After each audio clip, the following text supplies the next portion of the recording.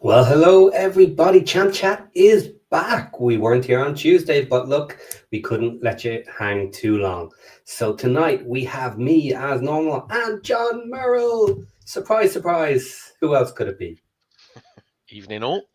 Now, our third member isn't here tonight either because he decided to lie down in a tree for a bit longer and took more and more time off work because deer hunting is fun. I, So I just heard he's still not skiving, here. basically. Well, look, whatever. If he doesn't want to be here talking football and he wants to be hanging out in a tree with guns, shooting things, then so be it. He is American. Anyway, I was watching international football tonight. Were you? Yeah, I was sort of half asleep watching England, as you usually are these days, but yes. Well, it's too early in the video to say what I want to say about Ronaldo. Because Ireland were playing Portugal tonight. And you know what? Ask me at the end. That's going to be I already know the bombshell. Here we go. I need to talk about Ronaldo. But heads up for anybody who didn't watch, and Habs has already put it here, Ireland did beat Portugal 2-0.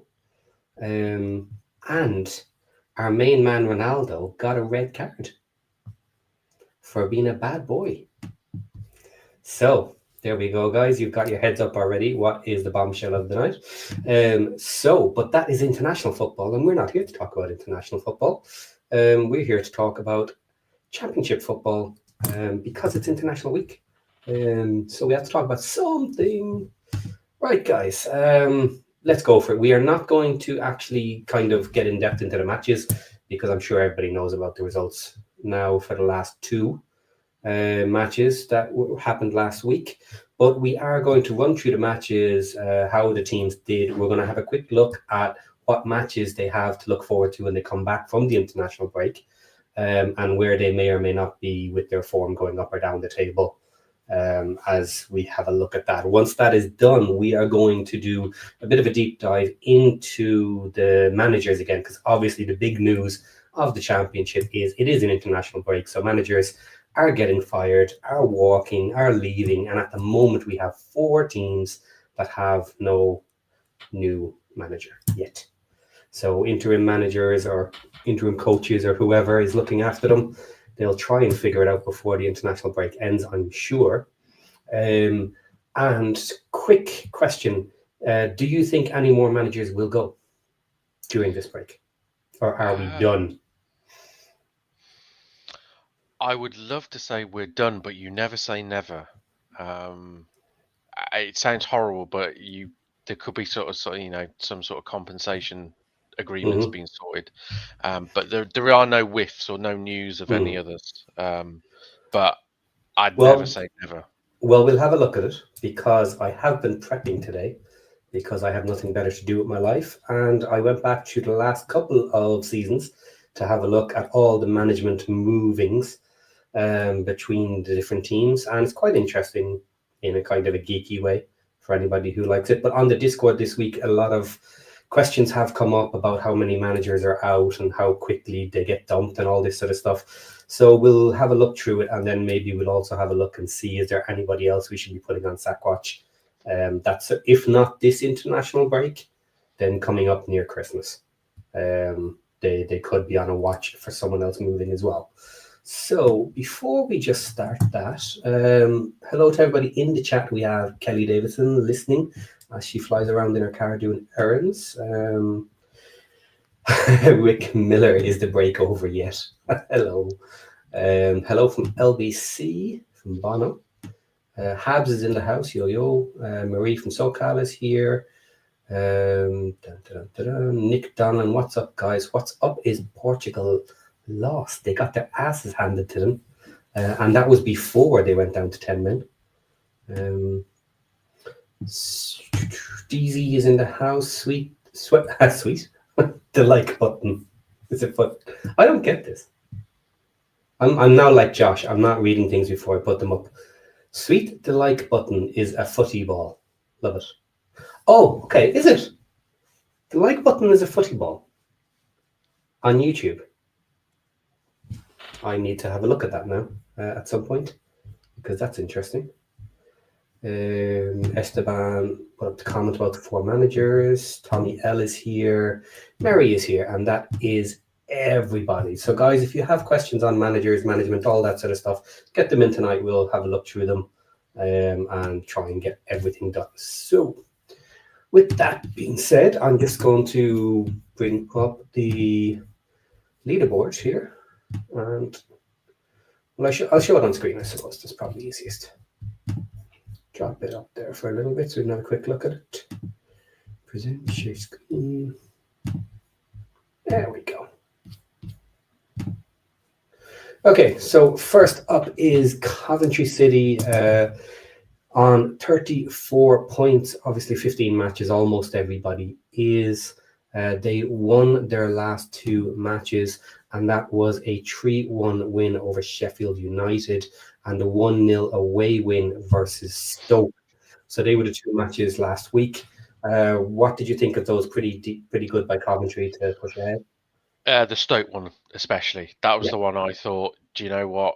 After the loss against you, if they were going to drop more points, that was the game I expected them to drop points. No idea whether they were lucky, whether they deserved it, but hey, they got the W, and at the end of the day, that's all that matters. Okay, so when they come back from the break, they have West Brom at home, and then they have Middlesbrough away. They're not the easiest matches. No. Middlesbrough are still undefeated at home this season. Okay, interesting. So, quick guess, how many points will they pull from that? From West Brom and Middlesbrough?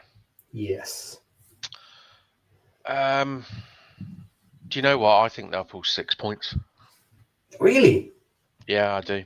I think they'll beat West Brom, and Middlesbrough one we'll talk about later, of course, manager-wise. Mm-hmm. I think manager-wise might impact that game a little bit. But right now, if you were talking manager-less Middlesbrough, Coventry beat them, I think, even at the Riverside. Okay, so if they do that, that's 6 points to come, and it puts them on a 4-match win streak since the loss to us, if that happens. So yeah, tough 2 matches. They can do it, of course. They're a great team. But let's see how that goes. Right, next up then in second place, we have Middlesbrough. Middlesbrough, over their last 2 matches, they had a 1-1 draw away at Leicester, and then a 2-1 win versus Birmingham. 4 points, that's not bad for the 2 teams they played. Yeah, it's a good return for them. They got lucky against us, to be brutally honest. Wonderful moment of, shall we say, opportunistic by Hackney. But yeah, I think they actually did really well. They turned the whole sort of Rob Edwards thing and used it as a real positive. They came out really fired up for that game, but yeah, we still should have got some out of it. So I wasn't overly convinced by them, put it that way. I expected a far better team than actually they were. Okay. Right, Middlesbrough. Then next up for Middlesbrough, they have Oxford away and then Coventry at home. Now, you've already said Coventry will win that one, most likely. So you would think another win away at Oxford? Yeah, I think they probably will do, but it'll be tough and it'll be tight because Oxford away and Oxford under route will always be tough to beat at their ground. So, but yeah, Middlesbrough, I do fancy to shade it. Okay, so that keeps Coventry and Middlesbrough in the top 2. Obviously, because they're both winning both matches. What do you think? Do you think they'll slowly pull away? No, I don't think. I actually think Middlesbrough will fall back into the pack. Coventry's a bit of a. I don't know what Coventry are going to do. Coventry is sort of, they've proven so far if they continue this form, they're just going to pull away, in all honesty. But my biased hat, being a Birmingham fan, would say hopefully they don't. But I mean, at the moment, the form and all the signs is that they're going to keep on winning by the looks of it. So, yeah. Okay. Next up, then we have Stoke City. So Stoke in their last two had a 3-0 win away at Oxford, and then they had a 1-0 loss to Coventry. 3 points, not terrible considering you come up against the league leaders. There's not much more you can expect, really. no. I think, in all fairness, I think Stoke will probably be disappointed because it was at Stoke, that Coventry game, wasn't it? I think. Yes, it was. Yes. Yeah, so I think Stoke will be disappointed to have lost that. I think they would have probably looked at it and gone, they'd fancy them to get a draw out of that game, I think. Then obviously the next day, by the graphic, they've got Leicester next. That's a big game because you don't want to lose back to back being that high up because that can have a bit of an impact. So that's a big game for Stoke, that is. Yeah, that Coventry goal came from Mason Clark at the 86th minute of the match. So, yeah, they wouldn't be overly impressed by that, I suppose, losing it so late. Yeah, okay. So, next up then for Stoke, yes, Leicester is next away. And then after that, they have Charlton at home. I'd say you're looking at 4 points, really, aren't you? I would say is a bit of a minimum. Yeah. You'd be hoping for 6. 4 would be good if you manage to draw with Leicester or something. Yeah. But you might be disappointed with just 3 points if you lost one of those. Yeah. A draw against, say, a Leicester and a loss against Charlton or vice versa, and you end up with 1 point. It's a bit of a disastrous sort of 2 games then. Yeah. Then who's next? Next up is Preston. Right, Preston matches. We have a 2-1 win at home versus Swansea, and then a 1-1 draw away at Millwall. Pretty decent results for them. Yeah, I had the pleasure of actually watching that 1-1 draw on TV with Millwall, and it was one of the worst games of football I've seen in, well, I don't even know how long, where I think it was 2 mistakes from 2 goalkeepers that got the 2 goals. It's just awful. But Preston, I think, just keep writing their own script, don't they? I don't think any of us anticipated Preston to be anywhere near this position in the league. And every time I watch them play, I kind of sit there and go, how on earth are they where they are in the league? Because they just don't impress me. But hey, they grind out results. So credit to them. Okay, we're on to fixtures now. Yes. Next up for them is a Blackburn at home and then a Watford away. Now, they must fancy themselves for 6 points for that. Yeah, the Blackburn one's probably going to be, I won't say a derby, but it's a fairly local affair, that one. So I'm probably sure there's a bit on that. Yeah, and Watford are an iffy team. But yeah, you'd say in 4th place, you'd fancy your chances in both those games. But they are tough fixtures, like every game is, really. Yeah. I kind of think some of these teams in around the playoffs have the potential to drop out. We're just kind of waiting for a bad run. But so far, they've been maybe overachieving. But am I fair to say it's a little weak this season? Or is this just standard? Is this just standard for being so early? Although it's 1/3 of the season. It's 1/3 of the season. I think what you tend to find is I think you usually will find 2 or 3 which will sort of be floating in that top 8 or 9, which no one really usually would expect. It's usually this run now of fixtures between now and the FA Cup Christmas. 3rd round. Yeah, I think I can't remember. Somebody said it's something like 11 or 12 matches we all have now, sort of pretty much straight all the way through. So this is the one that makes or breaks seasons, and this is the one that tests the squad depth of teams, and that's where you'll find maybe the likes of Preston, Hull, Millwall, these sort of teams which you could say have overperformed so far. This run is the bit that tests them, because you might start off 2-3 games into this run quite well, but then your squad is really tested over this next sort of big batch of games. So Yeah. So next up, then we have Hull, 5th place. They came out with a loss 2-1 to Derby away, and they had a 3-2 win. Sorry, yeah, that's right. And Hull 3-2 win at home to Portsmouth, which we couldn't bloody well get when we went to their place.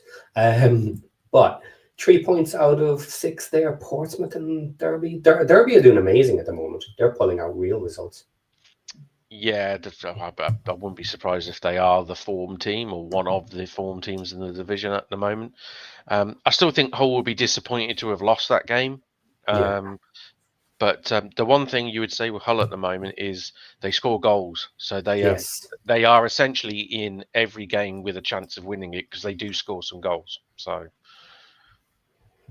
And that for me though is ultimately kind of hit and miss. It's going to get you up the table, but it usually won't get you in around the playoffs.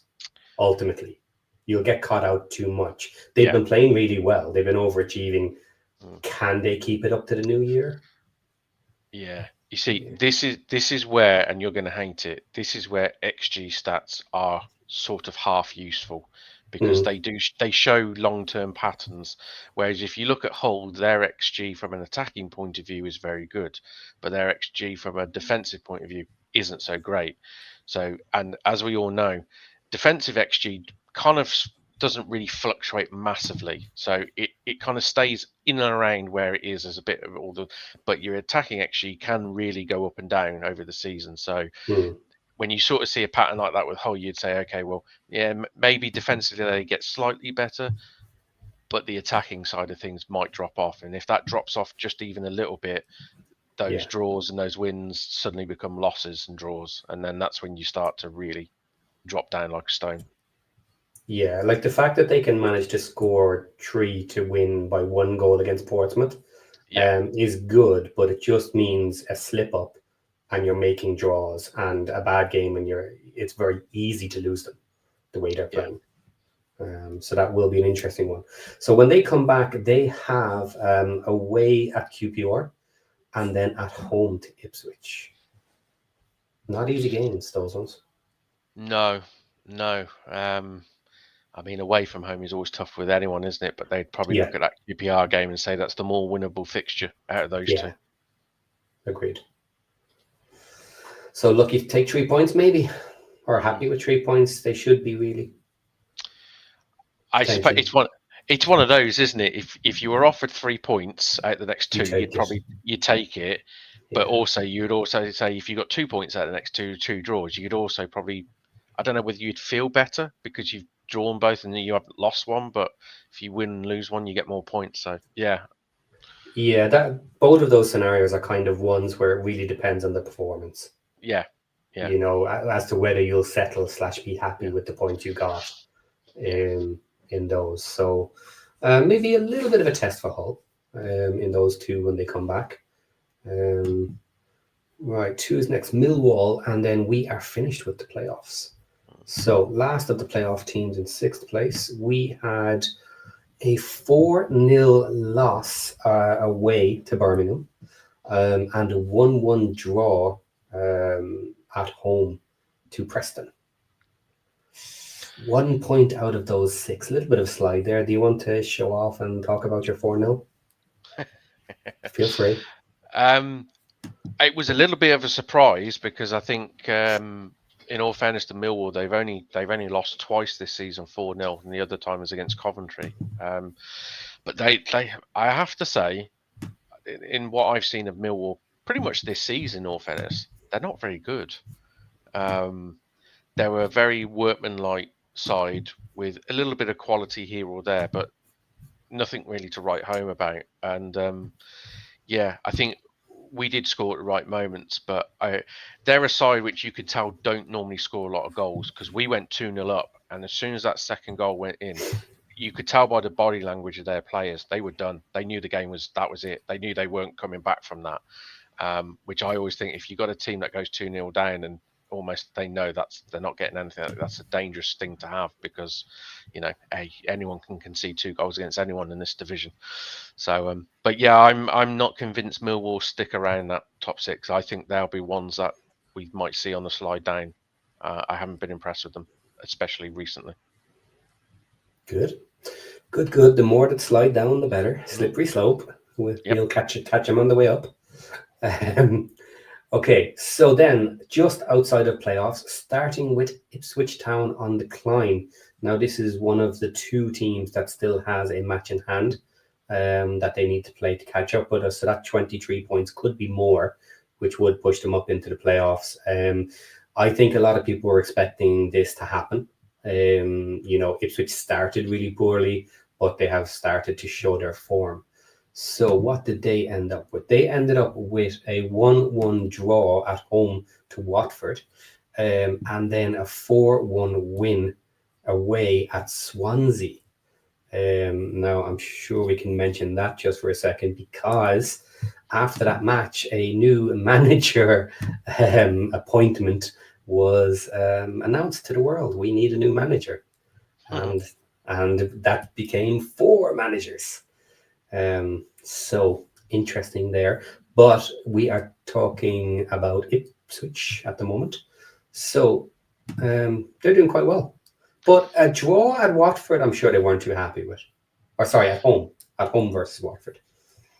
Yeah, I mean, Watford are a funny side at the moment with the new manager that's gone in there. I don't know whether I hate the new manager bounce theory, but they've picked up a few results or performances, Watford. So that may not have been as an easy a game as we thought, but recent performances from Ipswich, I think, have been, I won't say worrying, but I kind of think that their performance levels have been where we probably all of us thought they would be this season. The way they just essentially brushed Swansea aside was quite impressive.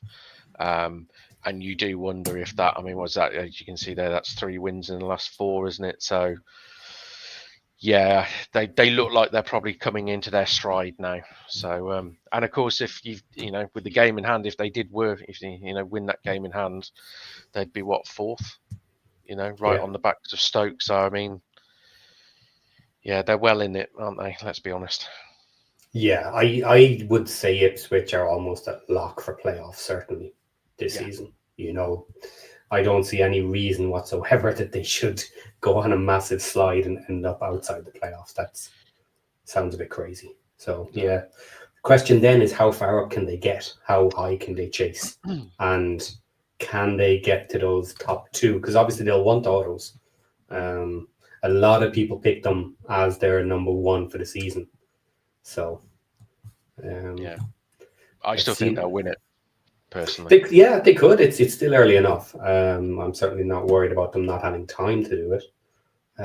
But if they're going to go on a run and win the league, next up for them is at home versus Wrexham and away versus Hull. Yeah. I'm going to say you're not playing them at the best time, are you? I don't think. No, I don't think so. It wouldn't. I would say you'd probably fancy your chances maybe after an international break if it was at your place. But yeah, they are particularly strong at home as well. It's like, yeah, that's a fixture you could do without. And as we mentioned earlier, it's Hull after that, didn't it? And Hull will let them play and give them chances. So that could end very badly for Hull, that game. Yeah. So 6 points pick up for Ipswich. We would be thinking there, maybe. That's what they will be aiming for, without. I don't know why I said we. I mean you. Don't include me in this. I'm not saying that Ipswich are going to beat us. Yeah, clipped. Yeah. Clipped it up. Okay, right. So who do we have next? After Ipswich, we have Bristol City. They are very hit and miss this season. Last up, they had a 1-0 loss to Blackburn at home, and then a 1-1 draw with Watford away. So 1 point out of 6 there versus 2 teams that you expect are beatable. That's some poor results. Yeah, I think the big caveat with Bristol right now is their injury or injury at the moment is, I think it's quite honestly, it's appalling, isn't it? I think they're missing. I don't know how true it is, but I read somewhere they were missing something like 6 or 7 first team players due to injury right now. Their squad has just been decimated. I think in the last game or two, they've not pretty much not had any central midfielders fit or something like that. So yeah, I don't know whether they'll get any coming back over this international break. But then you look at that first fixture back. You know, is that going to Yeah, It's Swans, it's Swansea. Yeah, Swansea at home, and then they have Wrexham away. yeah, yeah. So that's 2 fixtures that I think will worry Bristol if the injuries are still around.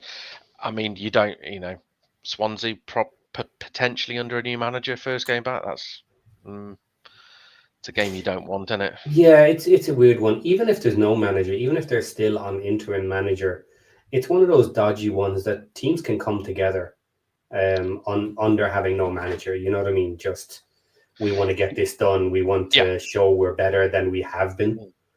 And the thing is with Swansea, you would probably say they have been underperforming when you look at the quality of player they've got. So, even, like you said, even if it is an interim manager, you're not quite sure what you're going to get. They might just absolutely roll over and not be any good at all, or they, you might get a really spirited sort of performance out of them. But yeah, tough game.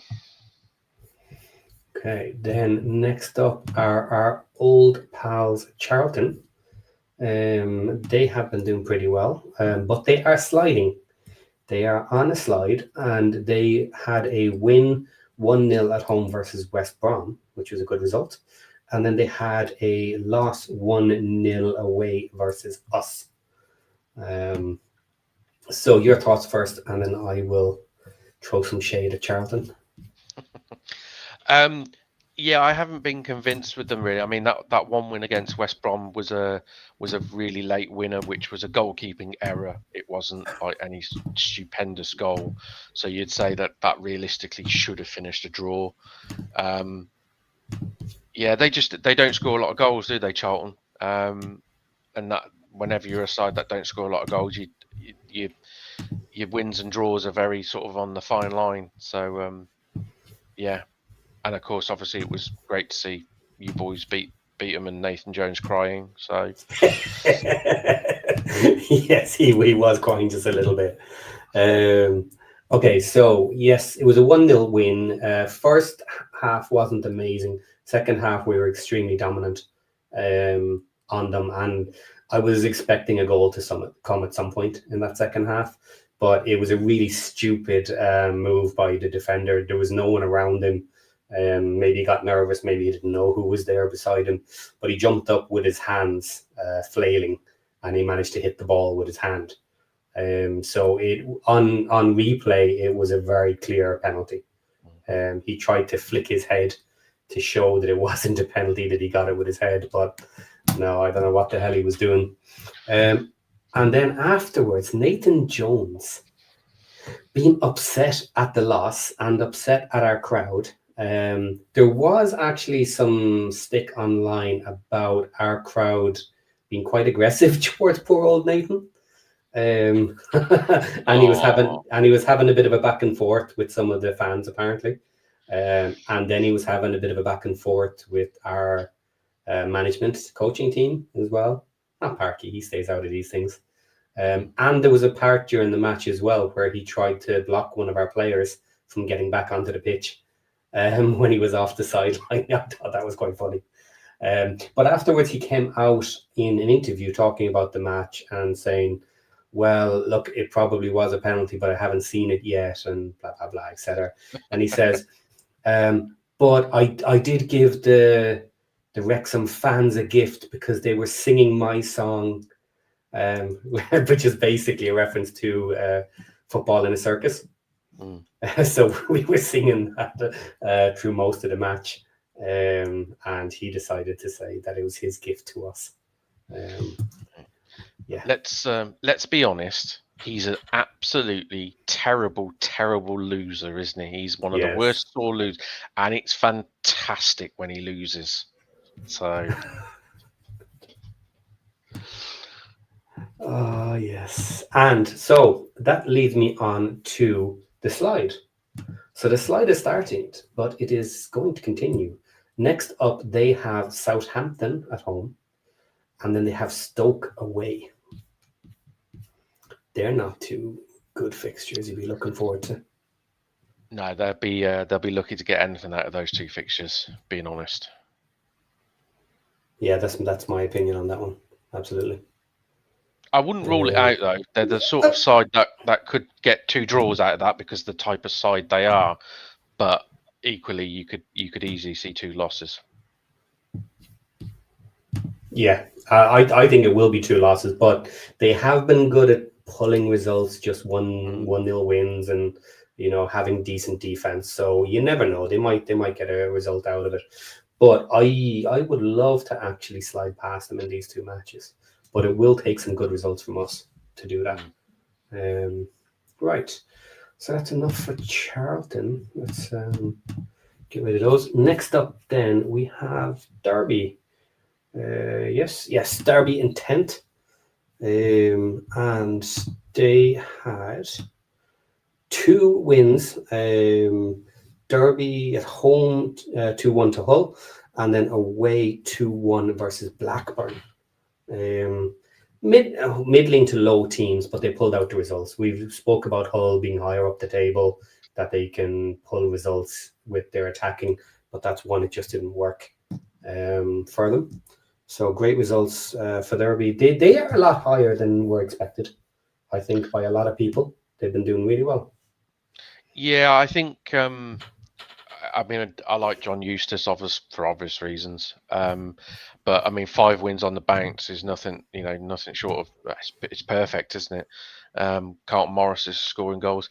The only thing I would say with Derby is I'm not sure this is a start of like a 15 game sort of Hmm. unbeaten. Yeah, I think this is I think so far it's 5 very good games that they've played. Um, I wouldn't be at all surprised if they didn't win the next one in the next 5 or something like that. They're that sort of team. So yeah. If you look a little bit further back, before those 5 wins, they ended up with 3 points out of the previous five, and that was a home loss to Preston, an away draw with us, a home draw with Charlton, a home draw with Southampton, which was a good result, and then a 1-0 loss away at Oxford. So you would have hoped for more than 3 points out of those five. But five in a bounce is huge. 15 points, that's a lot of points, which is why they're up so high. So good on yeah, them for that one. yeah. Um, And then next up, when they come back, they have home match versus Watford to look forward to, and an away match at Swansea. Swansea could be an interesting one again. Yeah, see, Watford is not an easy game either at the moment. So yeah, but again, this is the thing with Derby. You'd say with 5 wins on the bounce and then the international break, has the break come at the wrong time for Derby because of that momentum? You Yes. don't know. Um, so those are those. I mean, those fixtures there. The Watford and Swansea and Derby.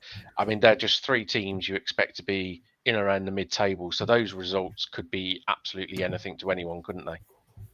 Yeah, absolutely. Um, so that is the top 10 with 23 points there for Derby. Um, and just going, let's see how far down. One, two, three, four, five. Another 5 teams are within one match of the 23 points. Next up is Birmingham City with 21 points. And your fixtures, you had 4-0 home versus Millwall, and 2-1 away loss. Yeah. Mm. Um, Good results, yeah, bad results. um, I would. I wouldn't say bad results. I was disappointed with losing to Middlesbrough because we didn't deserve to lose the game. But when I sort of step back and look at the run of fixtures, I mean, most of our losses have come away from home, apart from the one whole annoying 10 men game Mm, that we lost at home. The fixture, the fixture list has not been kind to us. I mean, we've played Preston away. Coventry away, Stoke away, Bristol away. You know, we've had some really tough fixtures away from home so far this season, and I think we were looking at it. We had Preston away, Bristol away, and Middlesbrough away.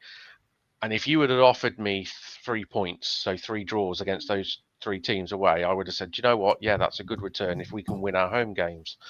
And of course, we lost to Bristol and we lost to Middlesbrough away, but we beat Preston away. So technically, we got our 3 points. Yeah. But with the 2 losses, you do feel a bit deflated. But points return, yeah, I'm quite happy. It was just that the whole at home loss, which was if we had actually won that game, which we deserved to do, it would look a lot more rosier. But no, we're in a good place, to be honest. I'm pretty pleased at how we're playing. Okay. And when you come back, you have home match versus Norwich and away match versus West Brom. Yeah, I won't lie. The Norwich one worries me more than the West Brom one, if I'm honest. The Norwich one, you anticipate there'll be a new manager in charge, so you just have no idea. No idea what's going to happen. Yeah. But then again, on the flip side is at home, I kind of fancy us against anyone. So Yeah. even with a new manager, you'd say, look, you know, Norwich are where they are in the league for a reason. So if you're at home against them, as long as you don't give away a silly goal or something like that, if you score first and you're at home and that, then you'd like to think you would have enough. So yeah, you know, back us against home, and then West Brom away. Yeah, I don't know if that one's been moved for TV. I bet it probably has. But happy with 4 points. Yeah, I wouldn't. You know, yeah, a win at home and a draw away at the Baggies. You know, it's a local derby to a degree, so in those games anything can happen. I think the thing with us is we're capable of getting 6, but I would take 4. So yeah, you'd always hope to take them both out. Yeah. Okay. So then we come to Leicester City, another one of the relegated teams, who are a lot lower than you would expect, but they are on the climb. So what did they have? They had a 1-1 draw with Middlesbrough, which I believe they were losing for the longest time, weren't they? And then a 2-1 win away at Norwich. Norwich, you should expect them, in theory, to win that one. And then, what happened at Middlesbrough? Let me just double check that. So Middlesbrough ended up with a red card, but that was at 90 minutes. And Leicester were actually leading. So they got a first goal at 45 plus 4 as a penalty. And then Middlesbrough took the draw at 90 plus 6. Ouch. I got it the wrong way around, but I knew there was a little bit of drama with that one, all right. Yeah, they're just not convincing, are they, Leicester? They just, you know, they don't seem to put any sort of consistency. I mean, as you can see, that's 1 win in 5. So, and the natives are a little bit restless, aren't they, about their manager? And there's not a lot of, I don't think, obviously, there's no credit in the bank from him. So it's, he's got some, I think then the next few fixtures are kind of important for him. Regards the fan base, I have no idea whether the ownership have got the manager under pressure or not, but I think the fan base are, I think they're expecting they should be a lot higher, and the performances should have been a lot better so far this season. Yeah, 3 losses, a draw, and a win in the last 5 is not great. So yeah, they should be a lot higher, but it's not as bad as it was. They were further down, and they're slowly clawing their way back up. So when they come back, these matches will be important. They have Stoke at home, and they have Southampton away. Stoke obviously is a generally tough match that they could lose. And Southampton is just, you never know what they're going to do. They're playing like dog shit, but they can pull a win out against anybody. So an away match versus Southampton, if they have lost to Stoke, will not be an easy match. So these are tough matches.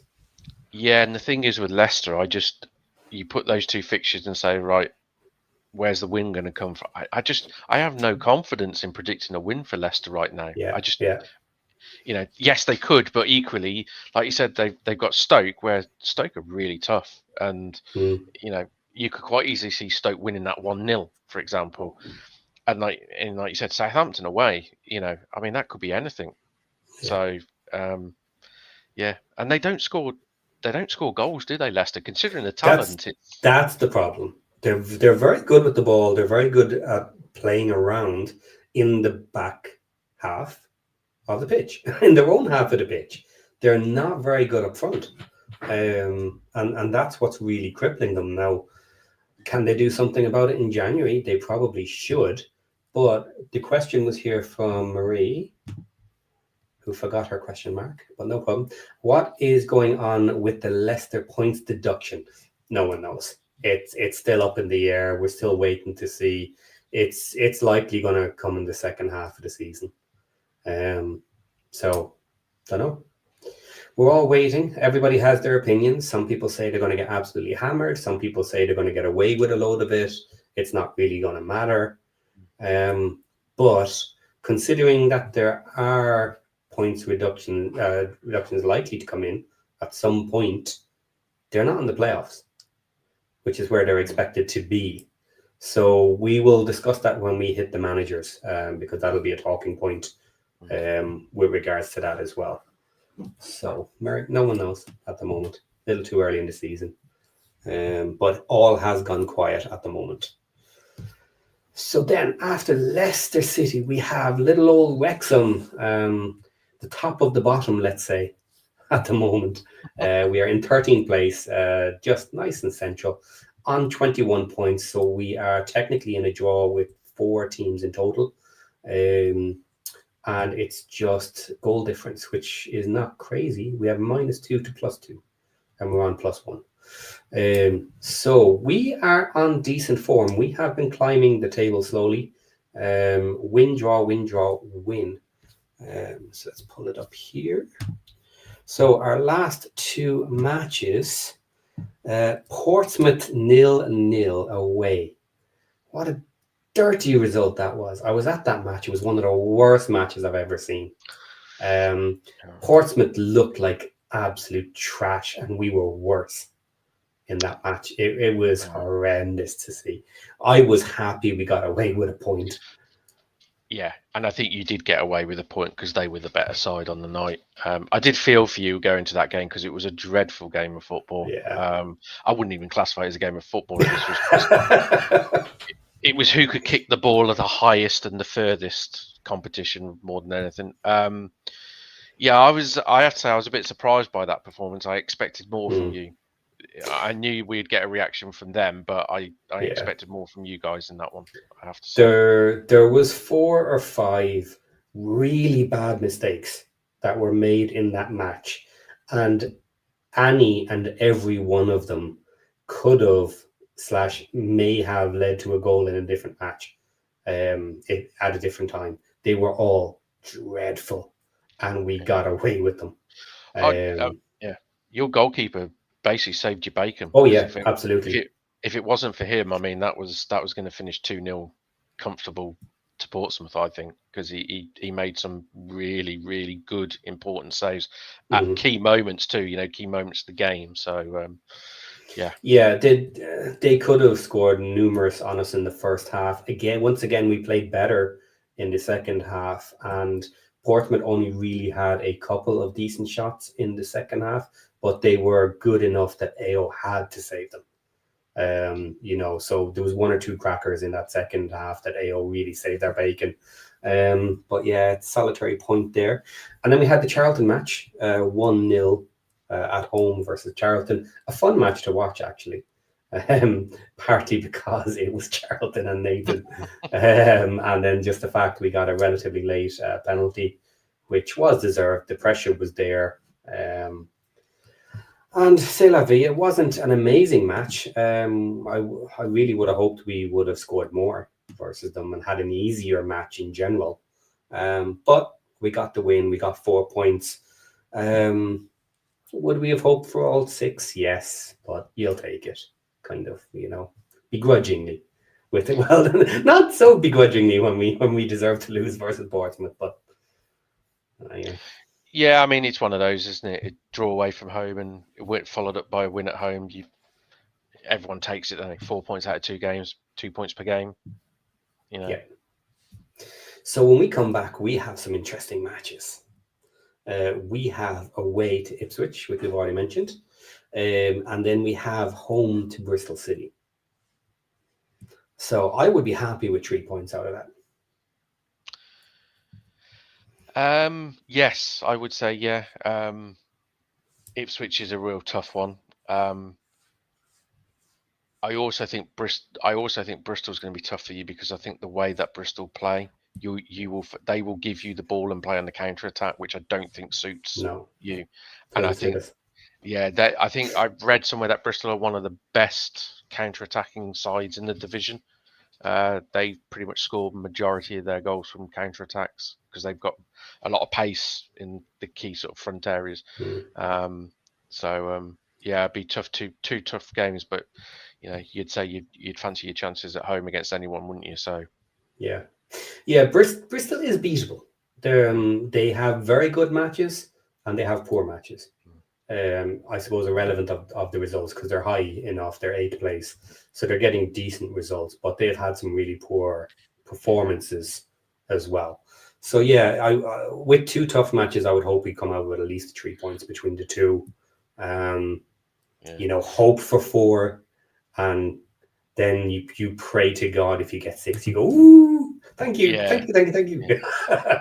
Just against Bristol, just don't be giving any free kicks 20 yards from your goal away. That's all I'd say with Scott Twine, because at the moment it's just like he gets a free kick 20 yards out, no matter where it is. It seems to just be a goal at the moment. It's unbelievable free kick taken by him. Yeah, and Chris sums it up nicely. We definitely don't want the ball. 50% and over never works too great for us. Yeah. Which that's why I say Bristol. I mean, they did it against us at their place. They just went, "Here's the ball. We just sit there," and every time they had the counter attack, they just pump forward. So yeah, be interesting tactically, that one, I think. Okay, so then we'll try and get through these a little bit faster. Right, we have West Bromwich Albion. Where is the fixtures? They had a loss 1-0 away at Charlton and a win at home 2-1 to Oxford. Kind of average mid-table results there. Took out the easier one. Well, no, not really. They were both. Oxford has been tough. Sorry, I'm so mixed up tonight. Charlton have been tough in general. They've got their points. Oxford have been the weaker team, and they flipped it. Took at least 3 out of the 2 happy middling kind of performances. Yeah, I think the win might have potentially saved Mr. Mason from being chopped this international window, because it sounds like there's a lot of pressure. Yeah, it sounds like the West Brom fans are a bit restless. So I think that win, I think had he not won that game, I think there would have been some noise. So okay, yeah. So another talking point to come, and they have, when they come back, Coventry. Coventry away, and then Birmingham at home. Yep. So you nil point. And do you know what though? We're laughing at it, but it's possible. We're not that far off. You would of course expect a loss when Coventry are at home, and you call the Coventry win, but then yourselves away. Even though it's away, you fancy yourself to win it. It's kind of one of those middling matches. You never know, but you would hope for the win. So that could put them on a 0. Yeah, I think I think a lot will. It's going to sound stupid, but a lot will depend on the Coventry. I mean, if Coventry smack them 3-0, for example, they'll be very nervous coming up against us, because we have the firepower to do that as well if we turn up on the day. But if they valiantly lose 2-1 against Coventry, then you'd say then it's you expect a tough game. So yeah, but it's if you're a West Brom fan, you look Coventry and Blues, you'd say that's 2 games you straight off the international break you could have done without. You might, Coventry, but then you would like an easier one as the second fixture, wouldn't you? Yes. Yeah. Okay, so then next up, who do we have? We have Watford, 15th place. Let's find Watford here. Right, they had 2 draws. 1-1 away at Ipswich, which was a decent draw, and a 1-1 home draw with Bristol. There we go. Two hard teams ish, definitely. That's a decent result for me. Yeah. It's two decent, solid performances and solid points. So. Okay. Then when they come back, they have an away match versus Derby and a home match versus Preston. I think if you offered them 2 points, 2 draws, I think they'd probably take that. Yeah. 2 draws with a hope to take 3, take a win somewhere. Maybe a win-loss would be okay. Yeah, I think with Derby, they're the form side, aren't they, at the moment? So, Derby away would be like, yeah. And Preston are just, Preston just grinding out results in that top 6. So, you'd like to see, they'd probably say if you can win one of them, get 4 points, great. But I think if you offered them 2 draws and move on, I think, they'd take it. Okay. Then next up, QPR. They had a loss at home to Southampton and a draw away to Sheffield United. You would expect a loss to Southampton, of course. Middlesbrough is the big team. Southampton, hit and miss, as we said. And then a draw with QPR. They would, they're not happy with that, but not totally unexpected. But it was 0-0, wasn't it, against Sheffield QPR that last game? Yes. Yeah, 0-0. Yeah, I think QPR are on a bit of a slump at the moment, aren't they? Because Sheffield United are not very good at the moment, and you look at QPR's form; it's not been brilliant. So, I think they probably would have felt the international breaks probably come at the right time for them. Okay. Next up, then we have Southampton. So that's an interesting one. They had 2 wins. QPR away, and they had that was a 2-1, and then a 3-1 at home to Sheffield Wednesday. Now lower down the table, but Southampton has been very hit and miss, so they needed the 6 points. And that's interesting. Like that actually pushed them nicely up the table. And that's horrible to say. They're currently in 17th place, and they've just had a nice little bounce and gotten themselves up to 17th. That shows how bad their results were. And you can see it was 3 losses in a row previous to that. Yeah. Can anyone guess before which games Will still got sacked? That pattern says it all, doesn't it? Lost, sack the manager. Oh, look, we'll win 2 games now, lads. Okay, then. I know the fixtures were probably kind to Southampton in that regard, but hey, they're the sort of fixtures that they've not been getting points under Will Still when he was there. So, I bet he probably saw those 2 results came in and thought, thanks, lads. Yeah, that's not going to help me get a new job, guys. Yeah. A nice little kick in the teeth while you're at home watching the matches. Yeah. Okay. Right. That leads us on then to Swansea, another team with troubles. They had 2 losses in a row. A 2-1 away loss to Preston and a 4-1 home loss to Ipswich.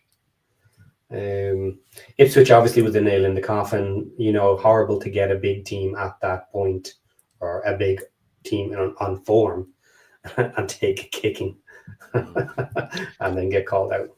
Yeah, it seems a bit harsh in a way, doesn't it? Because they're 2, Preston are 4th, and Ipswich, everyone expects to be, 1st or 2nd. So, 2 losses against those 2 teams, it's that could happen to anyone in this division. So timing wise, probably just came at the worst possible time for the manager, clearly. But I think no one likes to get beat convincingly by and have 4 scored against you, even if it's Ipswich. But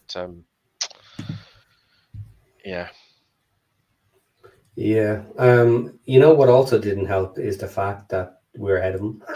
I'm sure that doesn't look good. Yeah, I think so. I think obviously, they've got a lot of other issues, haven't they? Which is one of the, I'm not sure the manager getting booted was solely down to results either, to be honest. Yeah. So loads of manager talking points. There's another one. Right. When they come back, they have an away match at Bristol City and then a home match at Derby to look forward to. Not the easy matches to start with. Away at Bristol, that could be a tough match. Well, based on currently the way they're playing. Certainly, we'll see if they have a new manager and if that makes a difference. And then Derby, who have been on a run of form, but they'll have a match before they play Swansea, so who knows how things will affect them. They can be hit and miss there. So 3 points out of 6 here. I think 4 if you got a new manager. Yeah, I think it really could be anything. I think they would probably look at it and say they would aim for, say, 4. If I'm being honest, I'm not sure they get 4. To be honest. Yeah, that's to me 3 would be fair enough with the position they're in, how their results have been going. A solid 3 out of those, I think. Yeah, you might be okay. Right, next up, Blackburn Rovers. Now, Blackburn Rovers still have a game in hand. That's the other team that has a match to play, so they could be potentially better than that, but that's Ipswich is the other team they have to play. So you might assume they're going to lose that. Good luck. Yep. So yeah, good luck getting extra points there. So Blackburn are capable of winning, but they're not on great form. They're nicely low down. They're one of the whipping boys you would hope to give a kick into when they come around, but always dangerous. So they had a win away at Bristol City and a loss at home to Derby, 2-1. Yeah. The thing with Blackburn, in that last 5 games, they had 3 wins on the spin. Go and have a look at who those 3 wins were against, and then tell me how this division makes sense. The big teams, is it? I think they beat like Southampton, Leicester, and Bristol. Look, it's the underdog mentality, and it's really interesting. Wrexham get that. That's what we've had for a while now. Of course, we've been having decent players, but we come up against the weak teams and we play down to their level and give them a chance. But then we play the hardest teams in the division, and suddenly we're up for it, and we're after every single ball. So it can be a weird one like that. When they come back, though, they have Preston away and QPR at home. I'm not sure they get anything at Preston.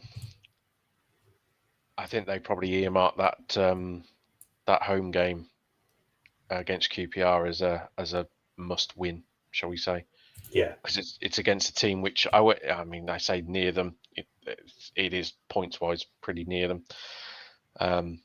but they're in a relegation scrap this season, Blackburn. So every point is worth its weight in gold. So, well, depending on what happens with QPR's first match, they could join them on points.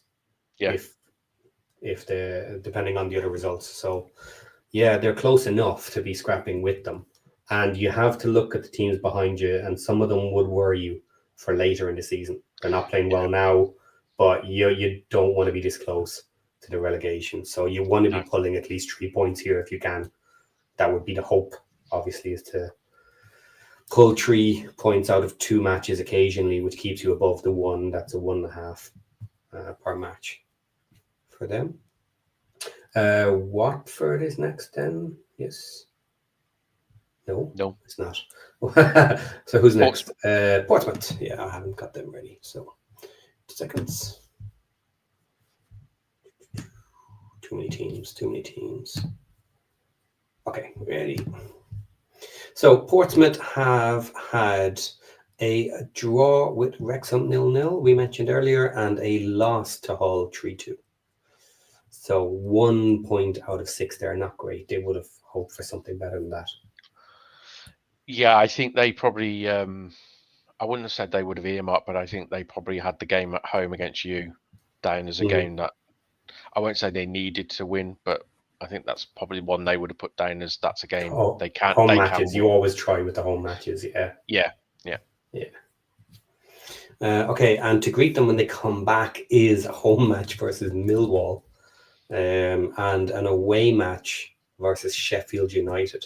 Millwall not been playing amazingly, but strong team. And Sheffield United hit and miss, can be good, can be crap. I mean, this is the bonkers nature of the Championship. If Portsmouth came back and knocked over Millwall at home, I wouldn't be shocked if they went and then knocked over Sheffield and got back to back. It just wouldn't Yes. surprise me. Yeah. Equally, I could see them losing both games. Both. Yeah. And I have to say, Portsmouth don't impress me. They don't look a particularly good side. I think they have Murphy out wide, who looks an exceptional player, and it looks like their tactic is give the ball to him and hope he can do something. Other than that, I'm not convinced they have a lot else in that side. Yeah. Kim says the Portsmouth are getting relegated. Very possible. Fair shout. Very possible. Am I horrible for hoping that almost every team gives Sheffield United a kicking? And it's nothing against the manager. It's nothing against the manager. It's just kind of a little story for me this season that I'd love to see another big team absolutely have a horrendous season. Yeah, and they've just signed Patrick Bamford, haven't they, on a free, Sheffield United? Yeah. So they deserve all the stick they get. As soon as they brought out the story about their AI bullshit thing for actually picking players, I'm like, oh, here we go. Good luck with that, boys. I mean, let's be honest. If you're a club that sack a manager who's been one of your most successful managers, is a Sheffield United fan, so you sack him, then you get in a guy that's never really done much, and then you end up sacking him and then getting the old manager back because you get, okay, we made a mistake. You're going to deserve to get everything this season, aren't you? Let's be honest. Yeah. But, yeah, silly boys. Okay, next up is another contender for relegation because we are down in this part of the table. 2 losses, a 3-0 at home to Stoke and a 2-1 away at West Brom. They're in trouble. They're not playing well. They are, I think, pretty much the whipping boys. When they get a result, it's like shit. when someone loses or draws with Oxford, you're kind of like bollocks, lost points. Yeah, I mean, those 2 fixtures, I'm not sure Oxford would have looked at those 2 fixtures and deemed them sort of games they would expect to get points from. So I think the way that they will play or spin it will be, those 2 games will not define their season. But yeah, I think they look a side that are in trouble, especially with a couple of the sides which are below them. Yeah. Okay, next up. Oh, hang on. Did I say who? No, yeah. Sheffield United. Next. Okay, so they had a loss and a draw. And who was it to? It was Coventry and QPR. Results: 3-1. No, geez, God. 3-1 lost to Coventry. Yeah, and a 0-0 at QPR. 1 point out of the 2 matches there.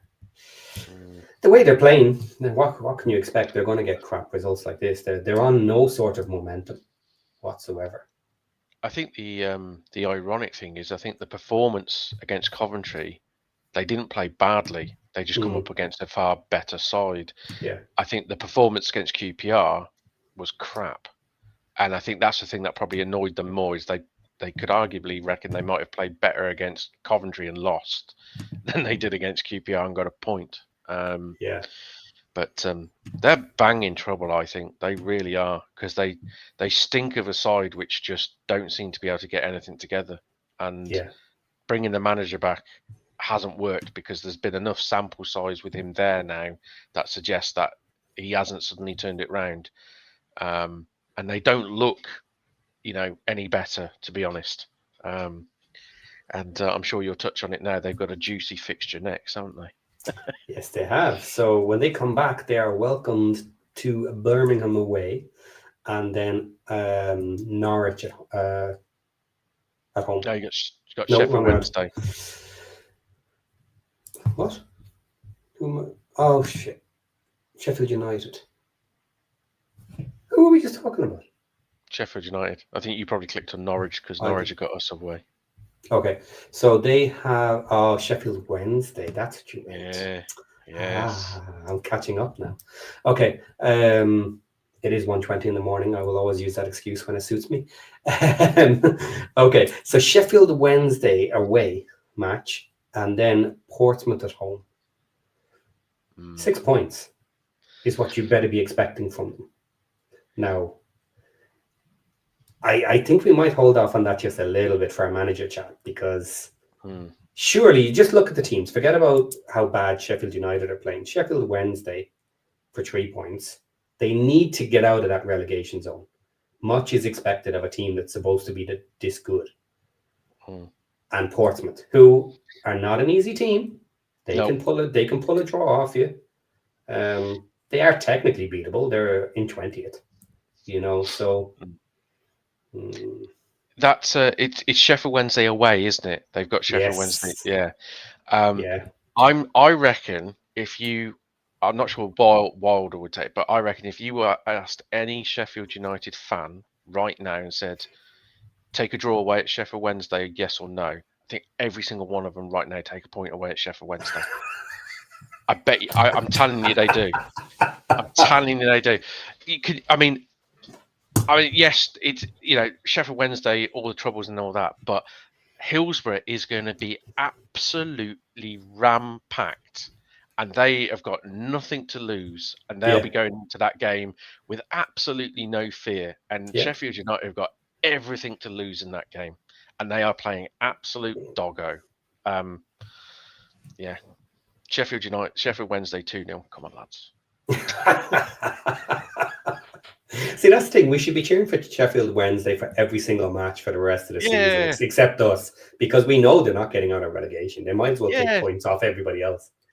Yeah, and it's just good story, isn't it? Come on, it would be, as a total, it would just be fantastic to see Sheffield Wednesday beat them, because then it would just pile even more misery on Sheffield United. Sheffield Wednesday are going down anyway. It'd just be like, they'd be just there, come with us, lads, come on. Okay, so then last two, Norwich City. They had a draw at Sheffield Wednesday. That was an away match again, and a home loss to Leicester. Expected with the Leicester, of course. Look, they managed to get enough firepower to beat Norwich 2-1, but they still let in a goal. And of course, Sheffield Wednesday at home pulled out a 1-pointer. So yeah, Norwich is playing terribly. What is it about the second year in new league that teams just fall apart? I think the thing that is most shocking about that Norwich, as they say, it's a squad which has been put together over a couple of seasons, which has cost £55 million, and you're second bottom of the league, and you've won 2 games all season, and you're just dreadful. And I think the most worrying thing in a few of the Norwich games I've seen, it's the body language of the players. It's just they give up, they down tools. Now I don't know whether that's a lot to do with the manager or not, but whenever a team that does that, you kind of worry about, irrespective of who the manager is, that mentality, and that is in that group of players. So, to me, I look at that and think you're in a relegation fight, and you're going to be for some time because of the poor start you had.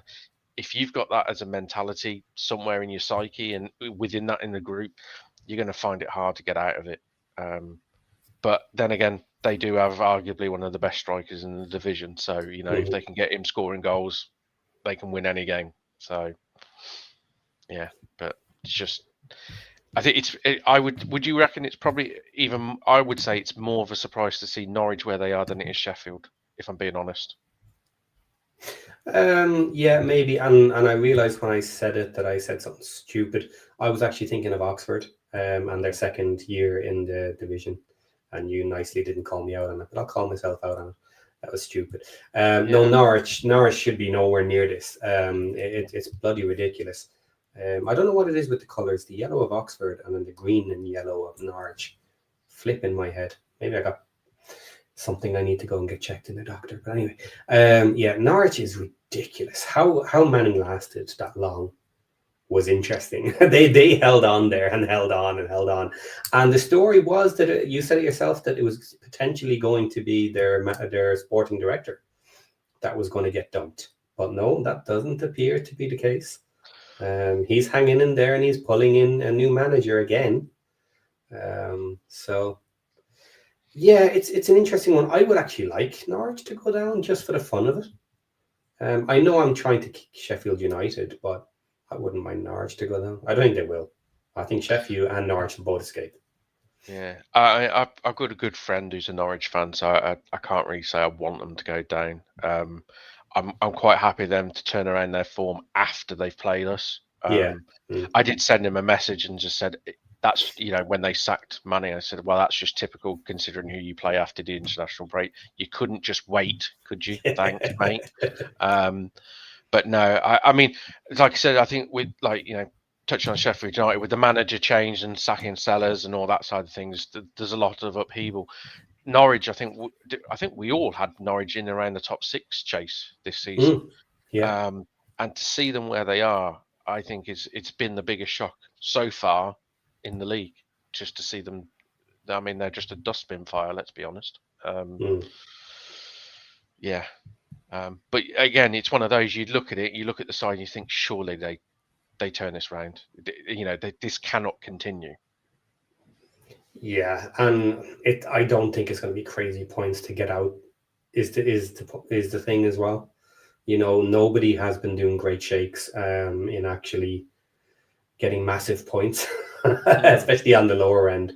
So there's a huge pack there to chase, and some of them are going to have bad periods here where they're going to slide back down. So yeah, I absolutely expect Sheffield and Norwich to both get out of it here, but yeah, seeing the two of them down there is crazy. Yeah, I said to a Sheffield United fan, and I also said to my mate who's a Norwich fan, I said that I think the thing that would worry me from both their perspective is you look at the points of, like, say, Portsmouth, where they're on 14, and Blackburn and all those guys are on a couple of points. If that gap suddenly gets a little bit bigger, and all of a sudden the bottom 4 or bottom 5 then get isolated, yeah, then it becomes a real fight, because then it's essentially, I mean, Sheffield Wednesday, you kind of take out the equation. You're saying it's 2 from 4, and then all of a sudden, 2 from 4, it could be anyone.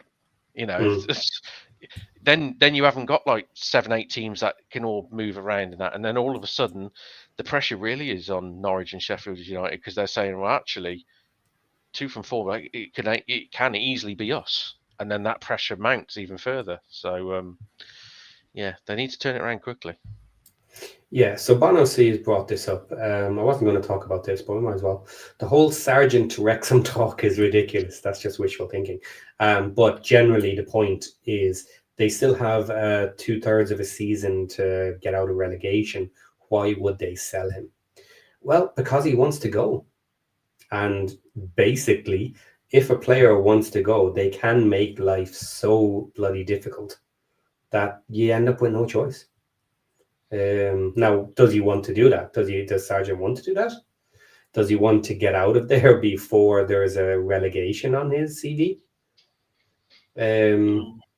But look, who knows? Now, is he going to come to Wrexham? I don't think so, personally.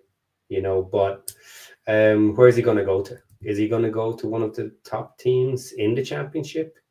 It's unlikely he's going to go up to the Prem, to me, unless like Wolves or somebody want to take a chance on him, bring someone in on the off chance he can start scoring for them. But being down here in this position is not helping him get a move. No. I mean, realistically, he ain't going anywhere. They're not going to sell him. They're certainly not going to want to sell him. Yeah. No. The only way they're going to sell him is somebody offers them absolutely silly money, and they wanted like 20 odd million in the summer, so it's going to cost you more than that. He would be absolutely key for them to survive this season, so they're going to fight tooth and nail to keep him. And plus, also from the player's perspective, he ain't going to want to go to anyone else in the Championship, let alone like a parachute. He wants more than that. So there's no benefit from him moving in January unless it's to a Prem club or a top European club. So he ain't going anywhere. Do Norwich have the money to reload some players in January? I believe so. Yes, I think they do. They sold the lad to Ipswich, didn't they? Which caused uproar. Nunes for is it 10 odd million? 10, yeah. And I believe they didn't. They said they were going to reinvest it, and they didn't.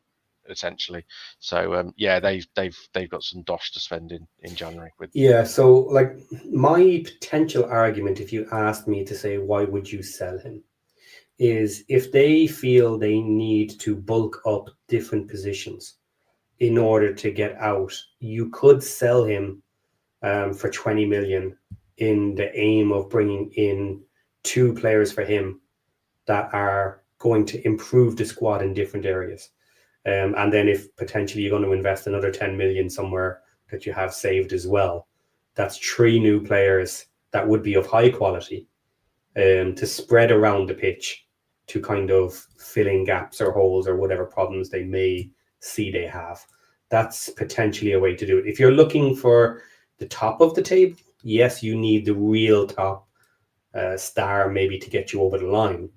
But if you're just looking to get out of the relegation zone, get anywhere in around the mid-table, you need a solid squad. You know, you need people playing. Now, what is the reason they're down there? That's a different question. Because you would argue that the squad they have is good enough. Yeah. So what's going on? You know. Yeah. But they spent 55 million, haven't they, in 2 years on that squad? So it's like you shouldn't need to spend any more money. You know, you spent that amount of money, you should not be 23rd. So yes, yeah. Okay, that then leaves Sheffield Wednesday. They had a draw with Norwich and a loss 3-1 away with Southampton. They're going down. No one cares. When they come back, they have Sheffield United. We already spoke about that. It'll be a fun one. And then they have an away match versus Millwall. Almost certain loss there for that one. And we are done with the table. Boom. That took a while. Right, but that is your general deep dive of what happened and what may be about to happen. This international break, going through all the teams, we said a lot about all of them. Now we are going to have a look at the managers because that is the big talk of the moment. And I did some prep work. Yay. Okay, there we go. You guys can't see it. So I also built a new screen. Voila. Bigger us and bigger sheet. There we go. I'll big myself. Right. So what is this sheet? What have I done? I've got numbers and pictures everywhere. Right. I've organized it by the league table. So we'll go down through it as we just did. So we have club, we have current manager, Frank Lampard, 33. What is that? That is the number of matches that he has experienced with the current team at the start of the season. So it doesn't take into account any matches played this year. You will see a lot of zeros on this list as we go down for managers who were changed in the summer, having no experience with the team that they have just arrived at. Right, so then a lot of people in Discord were asking about all the managers' changes and is this normal, is this not normal, etc., etc. So I have done the last 3 seasons, 23-24, 24-25, and then this season here. Now, obviously, I did the teams that are in this league at the moment. Some of them have been relegated, some of them have been promoted, and I just ignored that completely. So as we go through it, we can mention that if it's relevant or not. So Coventry, do they sack people? What have they been doing the last couple of seasons? Well, 23-24, we had Mark Robbins all season. He came in the season before, I believe, mid-season. Then 24-25, he got 14 matches before the results weren't great. He got dumped. They brought in Frank Lampard. He got the rest of the season, 29 matches, did pretty well. And now is with us, well, with Coventry and the championship, doing pretty well, I think. Happy days for Coventry at the moment. Now, is he going to stay? I only mention this because we have rumors. What are the rumors, John? I don't know any rumours about Frank Lampard, if I'm honest. Is there No rumours? way. Yeah, there's rumors that Southampton want him. Oh, those rumours. Mm-hmm. Yeah, sorry, I was wondering whether Michael was onto something in the chat saying about Leeds or something. I'll be honest, Frank Lampard never ever has struck me as a manager that will stay loyal to a club unless it's in his interest. I think if a better opportunity, more money, and a better scope, shall we say, for him to progress as a manager comes forward, I think he jumps ship at whatever. A lot of people have. I know. I'm sure we'll get onto it a bit later about Rob Edwards leaving Mm-hmm. Middlesbrough. I put Frank Lampard Next. in the sim. Yeah, I put him in a similar sort of boat. I don't think he's not. He was a loyal footballer to a degree, but he's an ambitious guy, and he wants to get there, and he wants to get places. So. Um, But I Okay. think it would need to be a big lure to get him away to from where he is right now, though. So something like this. Now this is going to cover our faces because I didn't consider this, but boom. Michael, could you see a scenario where Frank Lampard takes the Leeds job if Farke goes in the next couple of weeks? Yes. Assuming he was even in the mix to get it. I was going to say, I totally agree. I think Lampard would jump at the chance if the opportunity arose. However, Leeds are not going to sell. They're not going to sack Farke and go and get Frank Lampard because they want to try and stay in the Premier League. Which, hold my hands up. That ain't going to happen. They're going to come back down. So yeah. Okay, so yes, in general, the principle is if the right team came in and came after him, especially a Prem team, of course, he likely would move. I don't think he'll move for another championship team at the moment. It's highly unlikely that someone could tempt him, I think. We mentioned this a few times recently. Could Southampton do it? Technically, in the long term, they might be a better team. They might have more money. But we'll see when we look at Southampton. They've had a mess of managers, and it would not be the safest move to make for that one. I think it's one of these, isn't it? It's if Southampton came and says we're going to double your wage, and already on the cards in January you're going to have 30+ million to spend, for example, or something daft like that because they're a parachute team. I'm pretty sure right then he would think about it. Whether he would do it or not, I'm not so sure, because he ain't going to get like 30-odd million quid at Coventry to spend. So, yeah, I don't know. Okay, now next up, and I have a nice comment here to bring up, Middlesbrough. So they have no manager. In 23-24, they had Michael Carrick all season. 24-25, Michael Carrick all season. Then they were unhappy with him for some reason. John, are you aware why? With Michael Carrick? Yep. Essentially, he was given the task to try and get up in the playoffs, and he failed.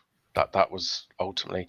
I think the problem was he came in. I think the season before you've got listed up there, he came in partway through, and he got them in the playoffs, and they got knocked out in the playoffs, but a valiant effort, and he never replicated that in the following 2 seasons. And so they gave him 2 full seasons to get it done.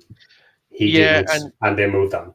Yeah, and he had money to spend. It wasn't like they had no money. He did spend, and they did bring in some good players and stuff. So yeah, I think it's one of those where I think he was given a fair crack, and it ultimately was deemed not good enough. Yeah. Right, and then they brought in Rob Edwards.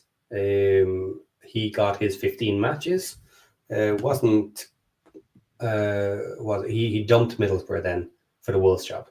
What do you want? He went to a Prem team. A Prem team where he came through the youth academy and played for as well. So yes, So there's go on. There's a lot to this story. Actually, if you dig into it, and it's in the Discord because I put it up there. We've been playing with this during the week. There's a big backstory of him jumping ship.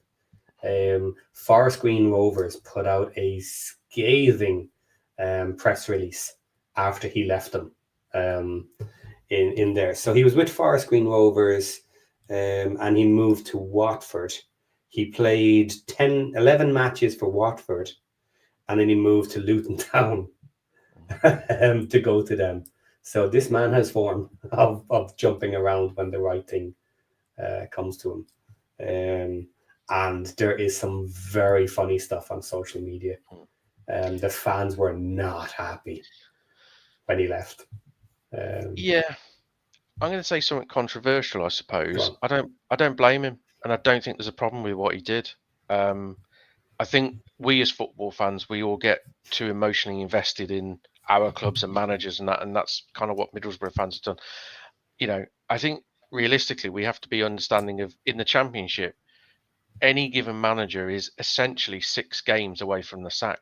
You lose 6 to 7 games on the spin in the Championship, your job's under threat. So, you know, he knew he was probably, even at Middlesbrough, he was thinking, you know, I'm essentially between 6 and 10 games away from getting the boot if it all goes wrong. I've got an opportunity to go to a Premier League club. Why would he say no? Why wouldn't he want to pursue that? And he isn't daft enough. He knows he's going to face the same thing when he's at Wolves ultimately. yes, yeah. But you know, managers are like players, aren't they? They're ambitious. They want to improve. They want to, you know, progress their career. You know, there is no guarantees. I know a lot of people have said, "Oh, he's going to come down with Wolves." He's not. You know, it's like, yeah, but Wolves are a Premier League side. Yes. Middlesbrough are a side that, realistically, yes, you would say on the face of it, they should have finished so far in and around the playoffs. I don't think they're good enough for automatics, but they should finish in and around the playoffs. Will they go into the playoffs being one of the favourites? No. Would anyone really be surprised if they won the playoffs? Absolutely. So it's not a given he's going to be in the Premier League next season if he'd stayed with Middlesbrough. Yes. So yeah, I just there's a lot. I get all the backstory of the Forest Green and stuff like that, but again, managers want to progress. They're just like players, aren't they? So yeah, I don't see a great. It leaves a bad taste in fans' mouths in the sense of what he's done, but I don't actually really have a problem with it. Yeah. So Chris says here, clubs ain't loyal, managers ain't loyal, players ain't loyal, only the fans are loyal. Yeah. Yeah, and let's be honest, if Rob Edwards lost 10 on the spin at Middlesbrough, the fans would be all chanting for him to be sacked. So, you know, you can't have it both ways, you know. Okay, another one here from Michael. Listens to the Rob Edwards press conference at Wolves. Great talker. No wonder Cody rumours he could be joining his staff is around. A couple that talk a good game but are snakes. Ooh, hot topics there. Now, are you aware of this? Have you heard this rumour? About the Cody coaching Yes. thing?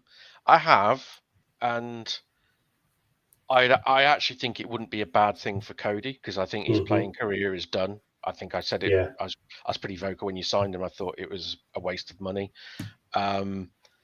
Wolves is obviously a club dear to Cody, and I think he's really well thought of. And you know, he is in the game itself. You know, so if he's coaching and stuff, players will listen, and that he would gain their respect. But the only way I see it happening is if he sort of retires. You know, his contract gets torn up, and then he moves on. You know, that's the only way I see it happening.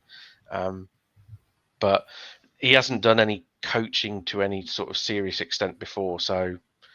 You know, I always get a bit wary with these things. Is it just journalists doing the links because he's an ex-Wolves legend? You know, he knows Rob Edwards, blah blah blah. You know, clickbait. Yeah, a bit of clickbait. You know, he's not getting game time at Wrexham. You arguably say he's not good enough. His legs have gone. You know, he's not at the level anymore. You know, it all kind of fits in nicely for the story's sake. You know, I mean, it's not as if he's been coaching around first team championships or Premier League teams for the last couple of seasons. So, you know, if I was a Wolves fan, as much as I like Cody in that regard, if you're a Wolves fan, do you want him coming in and doing his first coaching gig when you're in this? I don't know.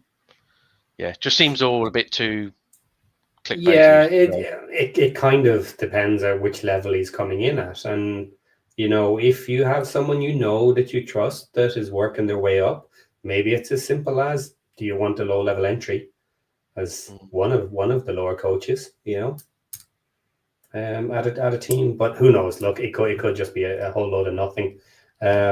but I'm sure it wouldn't take a massive amount to get him out of us if he really wanted to go, because all he has to do is be willing to not ask for his entire contract, and he'll probably get away with it. His fee was only 2 million, which only 2 million, I know, but that's the level we're at now, where you have to eat numbers like that if things go wrong. So the big question with this one is kind of it's back on Cody himself, because let's be honest, if Cody's going to go to Wolves to be part of the coaching team, he essentially has to retire, because moving to in the coaching role is essentially retiring. So he needs to make that decision himself. Go, are my playing days over? If that answer is kind of yes, then he goes and does the coaching. If he still thinks he has something, whether it be at a lower level or somewhere else, then yeah, he stays where he is. And he does have a coaching academy set up with his younger brother, who is retired, who had to go down to lower levels and then basically finished up to take on that. And they set it up together as a team. So who knows? Maybe he'll want to progress that and go into coaching with the Wolves, and between the two of them, that might be enough. Maybe not. We'll see. Okay, so next one up then, we have Stoke City, Mark Robbins. In 23-24, we had Alex Neil and then Steve Schumacher. Schumacher came into 24 and only got 6 matches, I think that says. Then Mark Robbins came in, and now he is still with them, and they are third in the table. I'm sure they're very happy, and he's as solid as you get in the Championship at the moment. Unless he goes and does something really stupid. But no, one of the most solid managers, I guess, at the moment in the Championship. Yeah, I mean, I think you have to give a lot of credit to Mark Robbins for the job he's done at Stoke, because I'm sure if you had the time, if you go back further than Alex Neil, the list of, shall we say, stalwart managers that have been at Stoke City in recent years, it's a list of, Nathan Jones, Gary Rowett, there's been a long list of managers that have gone in there and failed miserably. And I think the stat is that Stoke haven't finished above 16th in the Championship since the season they got relegated from the Premier League. So whatever Mark Robbins is doing, it's a very good job, which a lot of good managers have not been able to do before him. So deserves every credit so far. Neil was in there, O'Neill was in there, Jones was in there, Rowett, Hughes, Poulis, if you go back over the last 15 years. Yeah. So it's not like they've had a succession of really crap managers which have like completely ruined. They've had managers which are still in this division doing decent jobs elsewhere. So Okay, North End, Paul Heckenbottom had 41 matches from last season. So we have Ryan Lowe, then Ryan Lowe. Yeah, this is the one where he got 1 match in season 24-25, and then it got swapped over to Paul Heckenbottom. So there was a lot of rumors in the summer that, is he going to stay? Is he going to go? What's going on with that? But he got 1 match. So to me, that screams one of 2 things. Either he had a contract that meant if you play in the season, you lop off a year or something, and they waited for financial reasons, or they had bad juju all summer, wasn't working, and then once the season happened, there was a big blow up, and someone walked / someone was pushed / we're not doing this, guys. It's not working. I know we talked about it before the show started, and I did remember something partway through about Ryan Lowe. I think you've hit the nail on the head there. It's from a financial point of view. I think it was an FFP thing where they had to wait. I think they had to wait till July or the next financial year came around to then be able to bin him. So the compensation went into the next year's figures rather than the previous year's figures, because I think the Heckenbottom thing was kind of all lined up already. So and I think it was one of these where I vaguely remember reading something now where I think there was a lot of arguing over compensation, whereas I think Lowe was not prepared to walk away from what the conditions. So I think it took longer than they anticipate, which is why he ended up being in charge for just one game. So Okay, so then Heckenbottom has last season to turn around Preston, and it looks like he pretty much did it based on this year's working with the new players. I was very surprised. I thought they would be much lower than this, so they are definitely overachieving at the moment. Fair play to them, and again another solid lock that it would be reasons beyond football potentially to get him out at the moment, you would think. Right, yeah. Okay, moving on to Hull. Now we have the first of the new boys. Sergei Yakirovich, 0 matches with the team at the start of the season. So going back to 23-24, we had Liam Rossignol was there for the full season. He left. They got Tim Walter, came in, and then he was replaced by Ruben Celes, who had the season, and then he jumped ship and moved to another team, and which is Sheffield United. Yep. I think they actually sacked Ruben Sellers, to be fair. Did they? Yeah. He kept them up, and then they sacked him. Yep. Okay, well, actually, it's Hull. Yeah, what am I saying? Yeah. Okay, so he kept them up, but that wasn't good enough, and then he got it, and then he got a move to Sheffield United. 5 matches, and then got dumped. So we'll see that later. We'll go down to the bottom of the table, Sheffield United, and then they brought in Sergei Yakirovich out of nowhere. Can't remember which country he came from. Was it Croatia? I think it was. Yeah, it was somewhere over Slovenia, maybe one of them. But he's been doing pretty well. He's 5th place.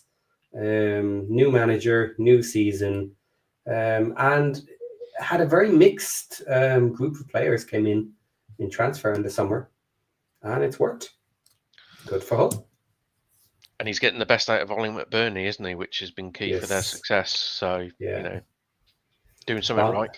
Long live Ollie McBurney. Yeah. Otherwise, they might be in trouble. Yeah. Well. Yeah. Exactly. Right. Now, obviously, we're at the top of the table, so less manager issues. So we'll keep flying through these. Alex Neil, currently with Millwall, 26 matches from last season. Then we go back. We have a few managers here. We had our old friend Gary Rowett was there in 23-24. He was replaced by Joe Edwards, who was then replaced by Neil Harris. Neil Harris obviously only had 13 matches that season. Came into the next season, only got 20. He got dumped. Then Alex Neil came in, and he seems to be doing pretty good for them. He's got them working. Ish. Couple of matches, they look like crap, but they're getting the points. Yeah, the odd one out in that whole section of managers is Joe Edwards, because that was the Millwall experiment of trying to change into a possession-based team, and it failed miserably. So that's why he lasted 18 games. The Rowett and Neil Harris. Neil Harris is obviously a Millwall legend, so he was brought in to save them, which he did. And he openly said he only came in to save them. So as soon as they figured out long-term replacement, he would gladly walk away, which is when they managed to get Alex Neil. So doing a really good job, solid job. So right, so a friendly change for a change. Doesn't happen too often. No. Okay, so that is the top 6. That is your playoff contenders.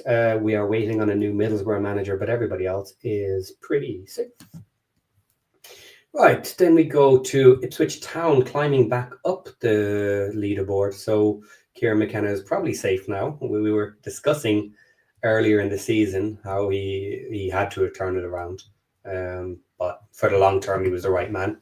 And this is why you can see that. He was in sole charge 23-24, 24-25, and so far 25 and 26. So he's their man. And he is the second longest, I believe, I've experienced pre this season. with our manager being top of that table for sticking with a team. And he's the first one on this table to actually have all 3 seasons so far. So not much to say here, really. They kept with him. He's a solid manager. He's done good things for them over the seasons. You'd want to have him. Yeah, I think he's what I would say is destined for bigger things eventually. Yeah. But like I said, it's going to need to be bigger than Ipswich and top of the table and promotion. So, yeah. If they get promoted this season, do they have a shot at staying up? No. No, they just don't have the ability to potentially do it. No, because I mean, you look at their side now or their squad. To me, it's like it's still a championship squad. So Yeah.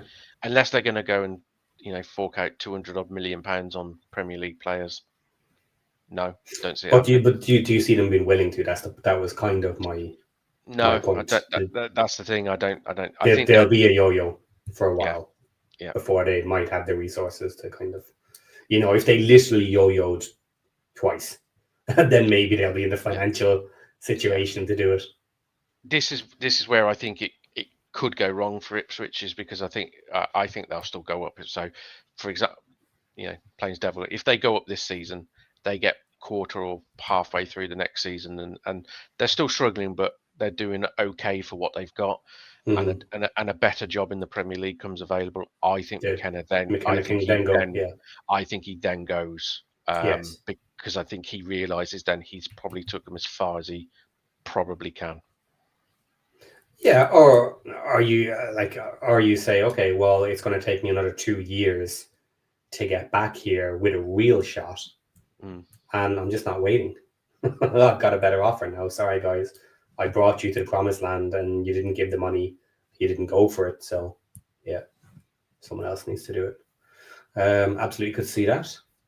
Now, second of the newbies, we have Bristol City in 8th with Gerhard Stuber. Again, somewhat beatable at times, but getting the points, doing well.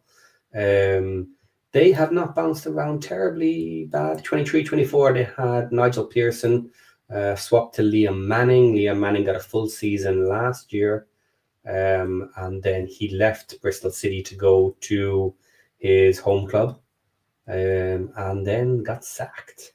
But we're talking about Gerhard Stuber at the moment, and he's doing pretty well. In 8th place, within sniffing distance of the playoffs. So, anything else to say there?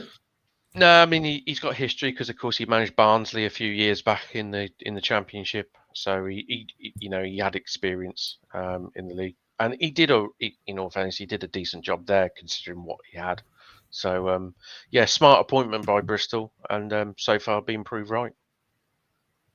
Yeah. Okay, next up then we have Derby. No, we don't. Charlton. Nathan Jones. 23-24, they had Dean Holden, Appleton, and then swapped to Nathan Jones. He finished out the season, got a full season last year, got them promoted with us through the playoffs, which was a good going, actually. And he's been doing a good job this season, considering very limited resources. Has re-signed, I believe, for a long contract, like 4 years or something. So Charlton have basically put their eggs in his basket. And he knows what he's got with them. He seems comfortable enough playing his style, maybe not under pressure from the management, like in that they're happy with what he's trying to do. So he's doing well. Yeah, I think two things. I think the picture you use for him is fantastic because he's got that facial expression of his team have just conceded a 93rd minute, goal to lose the game. All his fears have just come true. And secondly, I'll give him credit. He knows how to build a side with little to no resources. I know he's had some money this summer, but you look at the job he did at Luton with limited resources, and he built his Luton side and his Charlton side right now are carbon copies of each other. And it pains me to say it that in a few years, Charlton could be a side that, they might end up replicating a bit of a Luton because of what he's building there, because he's that type of manager. And Charlton seem to be in it for the long term, so Yeah. he may get the time to build it piece by piece, each window. Yeah. Bit better team. Yeah. The big question will be is, will he stick it out? Because of course at Luton he left for his bigger opportunity and more money, and ended up having to go back after it all failed miserably for him. So I'm not sure he makes that same mistake this time. I think he might be in the long haul for Charlton personally. Okay, next up then we have John Eustace. He is also linked to Birmingham, so you're well aware of him. But going back to 23-24, they had Paul Warner all season. They gave him 30 matches last year, then swapped him out to John Eustace. And then this season, 10th place is amazing, as we said, off the back of a 5-match win streak, which has massively pushed him up the table. So in 10th place, and he's doing really well for them this season. Yeah, he's a solid championship manager. If you want to, get your team and make sure that you're not going to be involved in a relegation scrap, and you give him time and as much money as you can, and he'll get you finishing between sort of 12th and 15th. It's I mean, to be fair, I think the key point here is that Derby convinced John Eustace to leave 6th placed Blackburn at the time to go and take over, which me included, and I think everyone did when he took over at Derby. They looked doomed. They looked absolutely totaled when it came to everyone sort of said they're going down. You didn't see them getting out of it, but he did. He kept them up, and we all have to say in hindsight, he obviously knew which way the wind was blowing, because you look at where Derby are now and you look at the problems and everything going on at Blackburn, you think, maybe football managers do know more than football fans. So. Yeah, and you did say early in the season when the poor results were there and they were looking right down near the bottom of the table, that Derby's eggs are in his basket, basically. They were with him for the long haul. He is the manager to get them to climb, and he's done extremely well with it. So far, again, in the top 10, no manager is really at risk here. They're all kind of overachieving or in the spots you'd expect them to be. So no real pressure, we think, on these ones. Next up, maybe we do have one here. We'll see. Chris Davies. So we got to go back to 23-24 here. Now, I had to actually expand the space just to fit them all in. Good job you didn't include caretaker managers in this as well, because you would have expanded a lot more. I have one caretaker manager later, actually, that I included. But that's for a different reason. So we had John Eustace was there. He got it in 11 matches. And then the American boys came over and decided, he's not fancy enough. So kicked him out and we brought in Wayne Rooney. And then this fancy American who likes to play American football took one look at Rooney taking a session and said, he doesn't know what the fuck he's doing. We've got to get rid of him soon. Couple of bad results later, 15 matches, he's gone. Bring in Tony Mowbray. And that was a medical issue, wasn't it? He had some health issues, so he had to be swapped out late in the season. And then Gary Rowett came in. Now you can explain why he was there for so short, unless I got something wrong, because I can't remember that bit. But then last season was swapped over to Chris Davies for the start of the season. We all know what happened there. Massive points, easy first place, blah, blah, blah, blah. We're not going to talk about that. And then again this season, a little bit of a dodgy start, couple of rumors, get rid of Chris Davies. He's shite from some of the podcasters. But now he's doing pretty okay. Give him a bit more time. He could be climbing up to the playoffs with ourselves, maybe. And yeah, so doing okay there after that dodgy first season that got you relegated. But You turned lemons into lemon juice, and you bought a load of players without the financial rules, and then you Mm. came back up. So you're in decent shape now. Yeah, I feel the need to clarify a few things. Yes, go on. Um, I'll defend our American owners. I, It I'm wasn't necessarily. I'm I know, I know, I know, joking. I know. But the whole Rooney thing, by all accounts, came from our old CEO, which was Gary Cook, which some of you guys may remember him from his Man City days. But to to essentially cut it down to a short story, Gary Cook and Wayne Rooney's agent are very close friends, and essentially that's where the Rooney thing came in. Wasn't Brady, wasn't Tom Wagner, wasn't any of that. Um, so yeah, and obviously it was.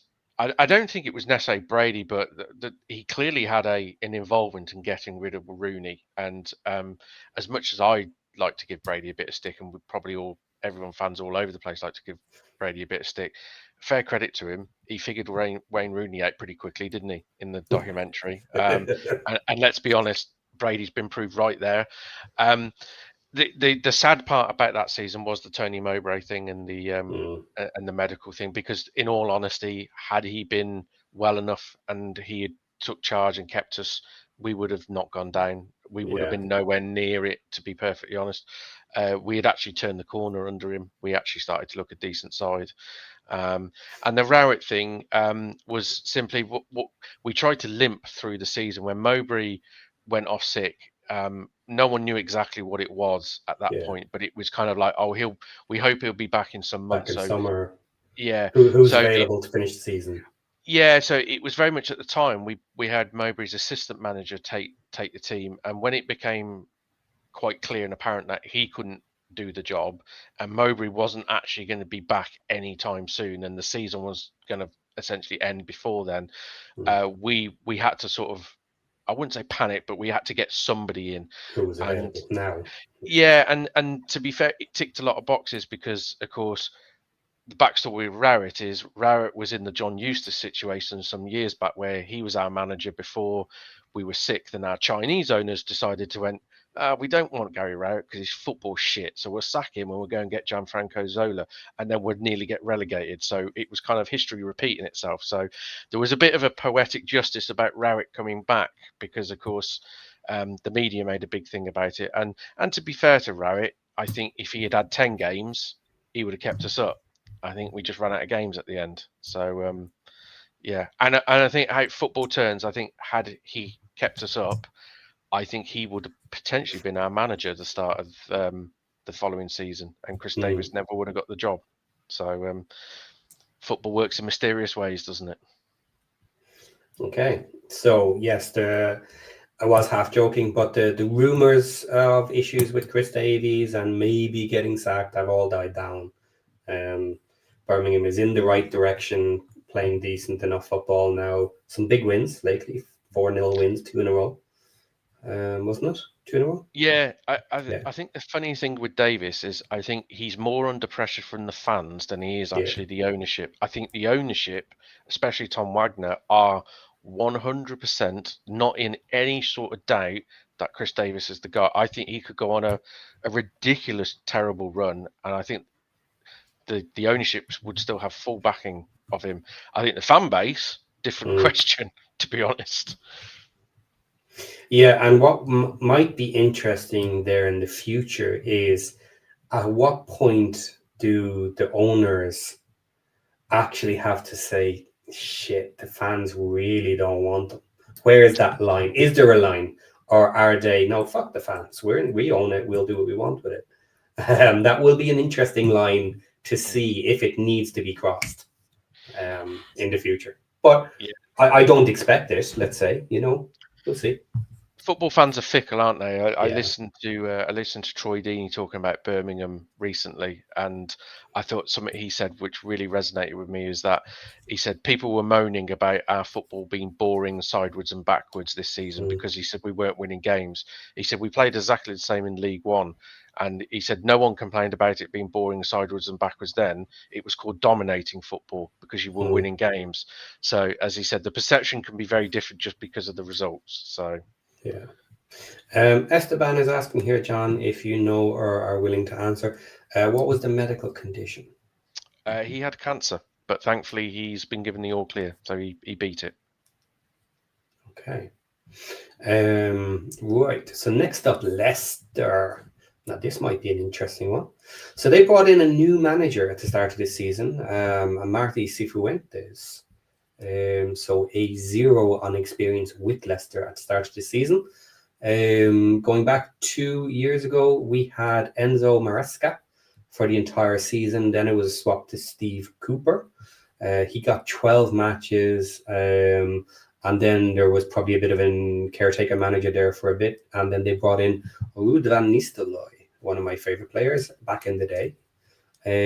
He got 26 matches and he was let go in the summer. So Marty Cifuentes has not had a great start, obviously. All expectations would be that Leicester is up around the playoffs, and then would probably get knocked out of the playoffs with their points deductions. However, they're not in the playoffs. They're mid-table now. They were low in the table for a long time. So yeah, this is the first manager I'm really putting on sack watch. If he was to have a bit of a dive in results, maybe he's okay at the moment for a little bit, because of course they have one eye on those points coming in the future. So maybe they've already written off this season, and for that reason, as long as they're far enough away from the relegation that they're going to survive this year, they may not care. So maybe he's far enough away now, maybe he's not, I'm not quite sure. But maybe Christmas-ish will be a deciding factor here. Can he grab a few more points than he has been doing so far? Yeah, I've been a little disappointed in him, if I'm honest. What the job he did at QPR was a really good job. I thought going into Leicester with the attacking ability that he had, because his QPR side were good to watch, play good football. I thought he would make the step up into a I won't say bigger club because I hate the whole bigger club thing. He made a step up to a more improved footballing squad, and I thought, do you know what? That actually natural progression seems a good fit. I'm starting to wonder whether it was a step too far for him right now. I'm not sure he's got Yeah. the capabilities to be successful for what Leicester want. And yeah, I agree. I think he's a couple of bad results away from being in real trouble. Yeah. Yep, I agree with that. So Michael, yes, sack watch on Marty. Maybe not this international break. We think he'll slide that, but a couple of bad results and he could be on the door. Right, next up, Wrexham are here. Phil Parkinson, 220 matches in charge of Wrexham before this season. And look at that pretty little line of Parkies for the last couple of seasons and further back as well. What more to say? He had not the best of starts of the season. The usual people that don't have a clue of what's going on at Wrexham were saying, oh, he'll be sacked. Other podcasters were throwing it out there. Wrexham are never going to get anywhere with Phil Parkinson in the Championship. It's his level. He's not going to do anything. But he's got money, he's got decent players, and he's starting to turn it around to a level that we would kind of expect. And if we get close enough to the playoffs come New Year, we will spend a bit more as well. So that's what they want. They want the 2-year system. They want to be near the playoffs in January. They want to upload in January and maybe have a decent shot at playoffs by the end of the season.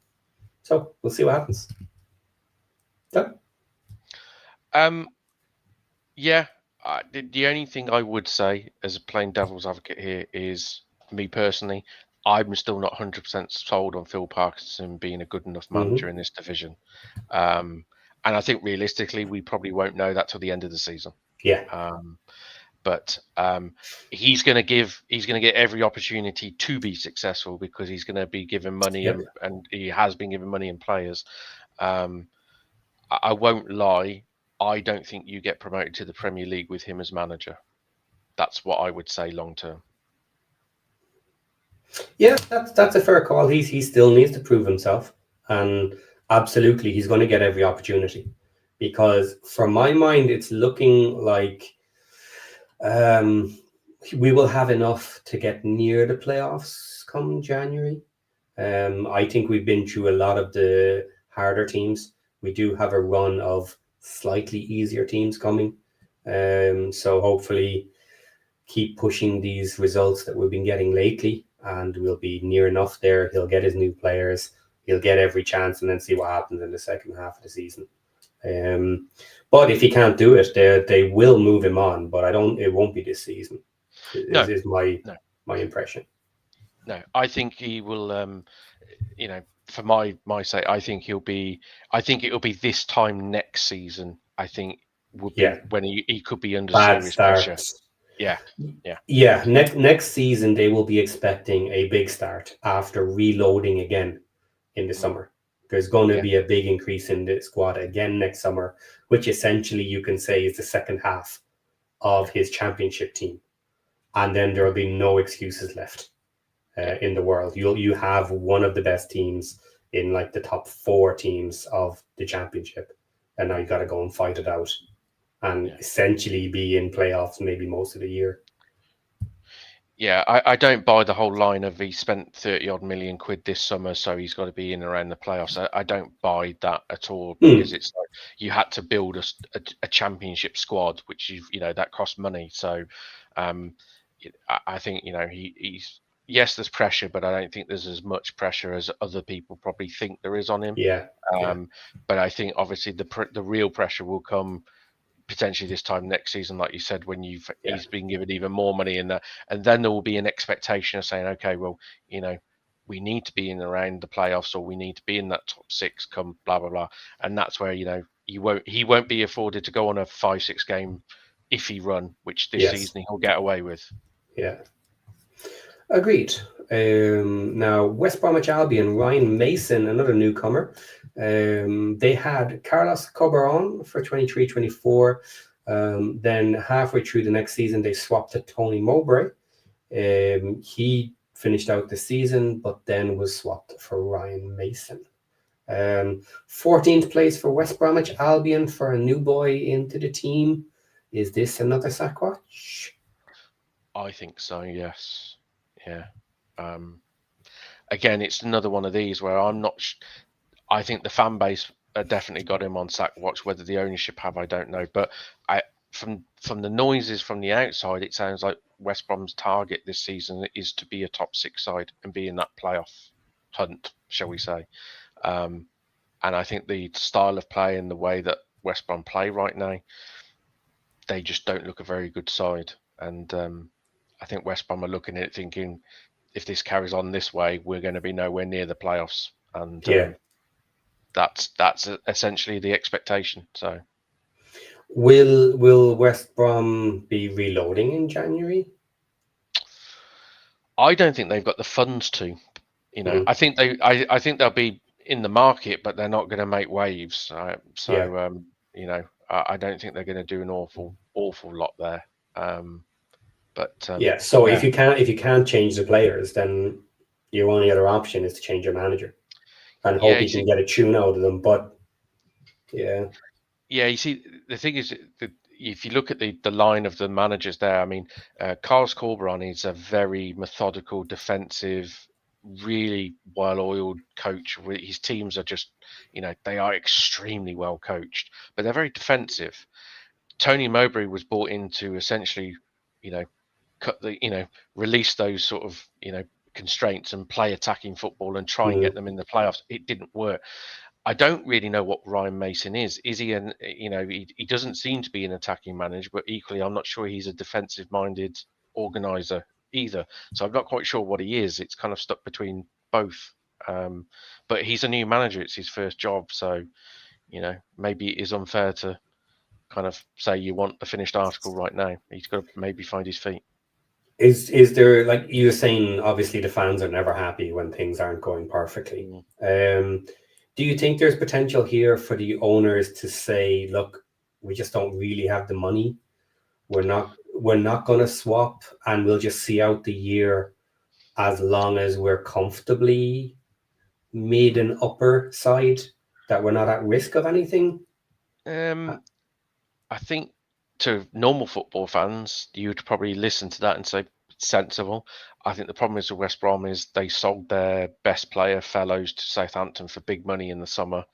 Didn't really spend an awful lot of it. So I think for them to come out and say, we don't want to change things, we haven't got the money or the funds to sort of rip everything up, I'm not sure the fans would kind of accept that, because they'd say, well, you sold your best player, and arguably you could see, I mean, they've got that Price who's been doing really well, there might be some interest in him. So it's the other off-field issues, isn't it, which set the narrative a little bit.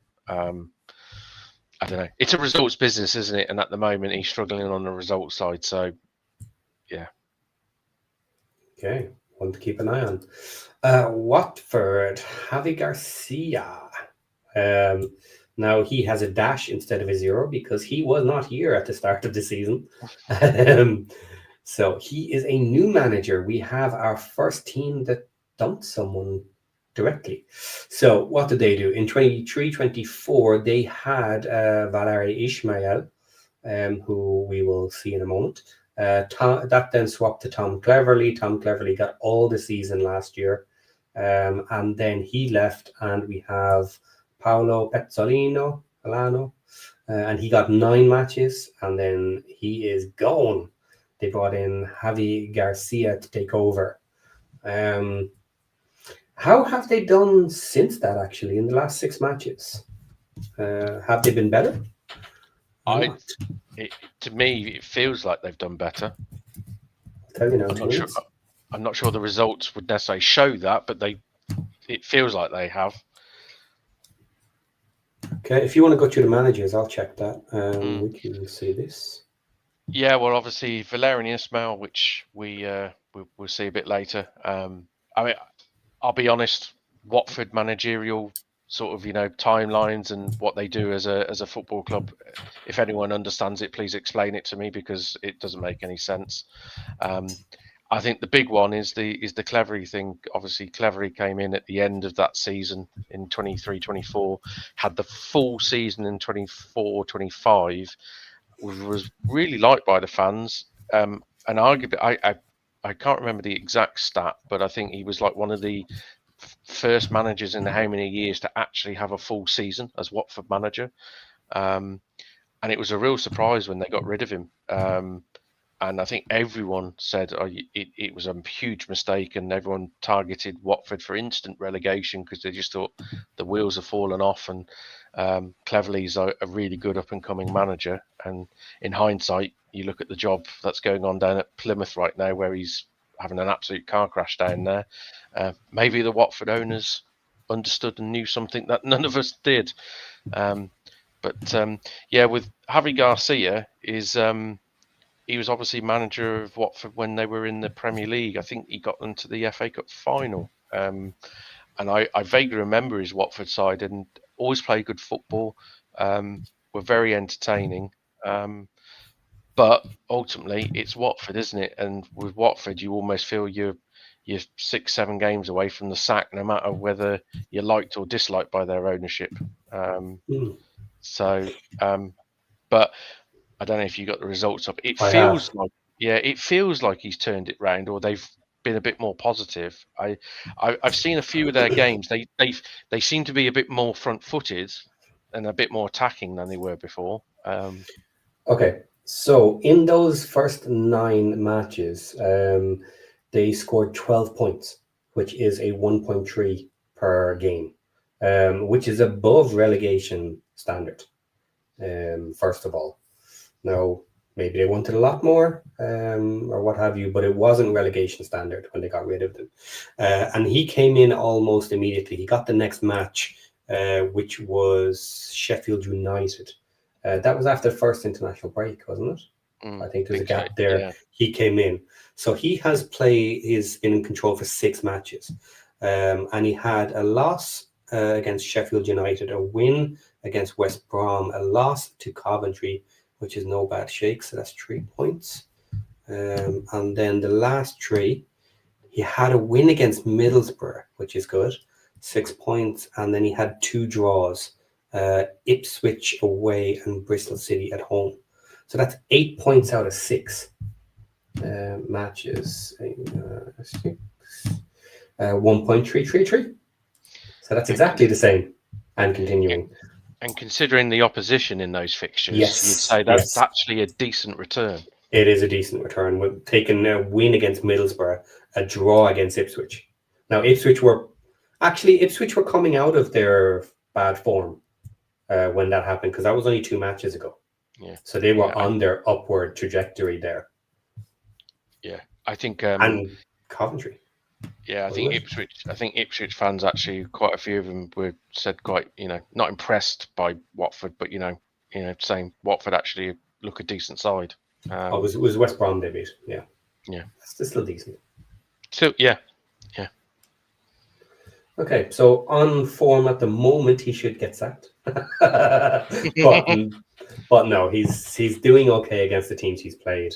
But if they want more, then he'll need to provide better than that as they go forward. It's like I said earlier, isn't it?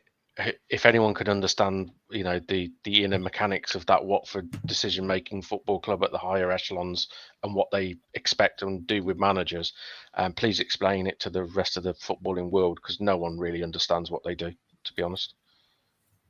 Yeah.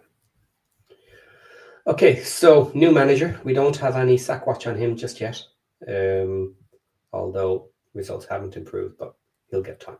So then we have QPR. Julian Stefan came in again, new manager in the summer. No matches in charge of QPR to start. Going back to 23-24, we had our old pal Gareth Ainsworth was in charge. He got 14 matches, got swapped over to Martí Cifuentes. Martí Cifuentes then took full control last season and took the entire season, and then swapped, and he went to Leicester. And now we have a Julian Stefan in 16th place. Yeah, I mean, I think you'd probably say he's done an okay job so far. I mean, I'm not really sure any, hand on heart, any QPR fans really thought they'd be fighting for the playoffs or anything silly like that this season. So, I'd say, apart from the absolute demolition they got off Coventry, they've done all right so far this season. And Cifuentes was a popular, figure with the QPR fans. They really liked him as a manager. So, every credit to Julian Stefan going in there. It's going to be difficult to replace a favoured manager on previously who did really well. So, yeah. But again, I think it's one of these, isn't it? He's on that line of he's doing okay. A couple of results, good results. He could be doing really well.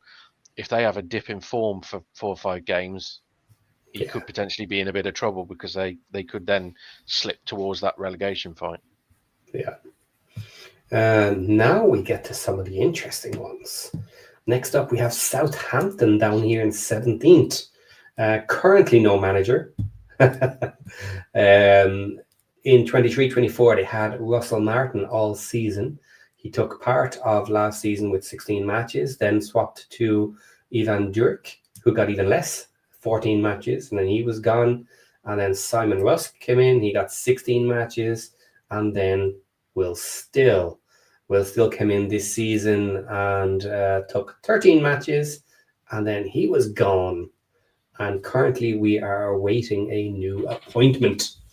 You can't take Southampton and have them this far down the table and expect to survive. Not a chance. No.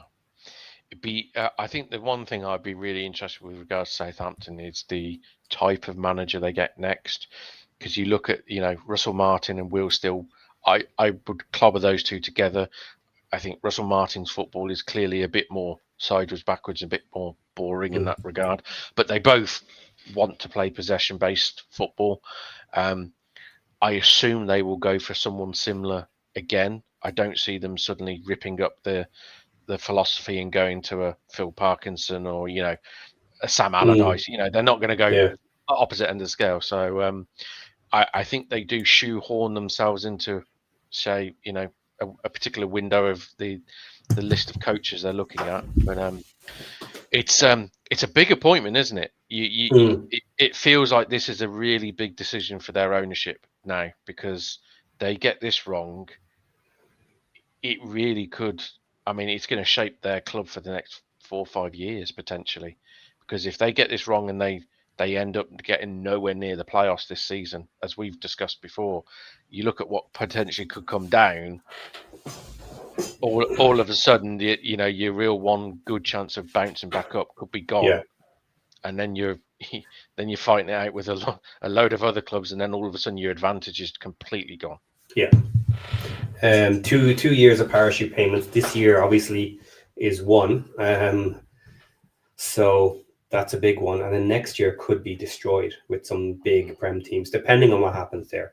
It'll likely ultimately pan out to only be one. I would guess one big team coming down, because Sunderland will escape. But Yeah.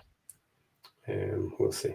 Do you consider, just for a second on a side note here, do you think consider Wolves to be a big Prem team if they were to come down to us?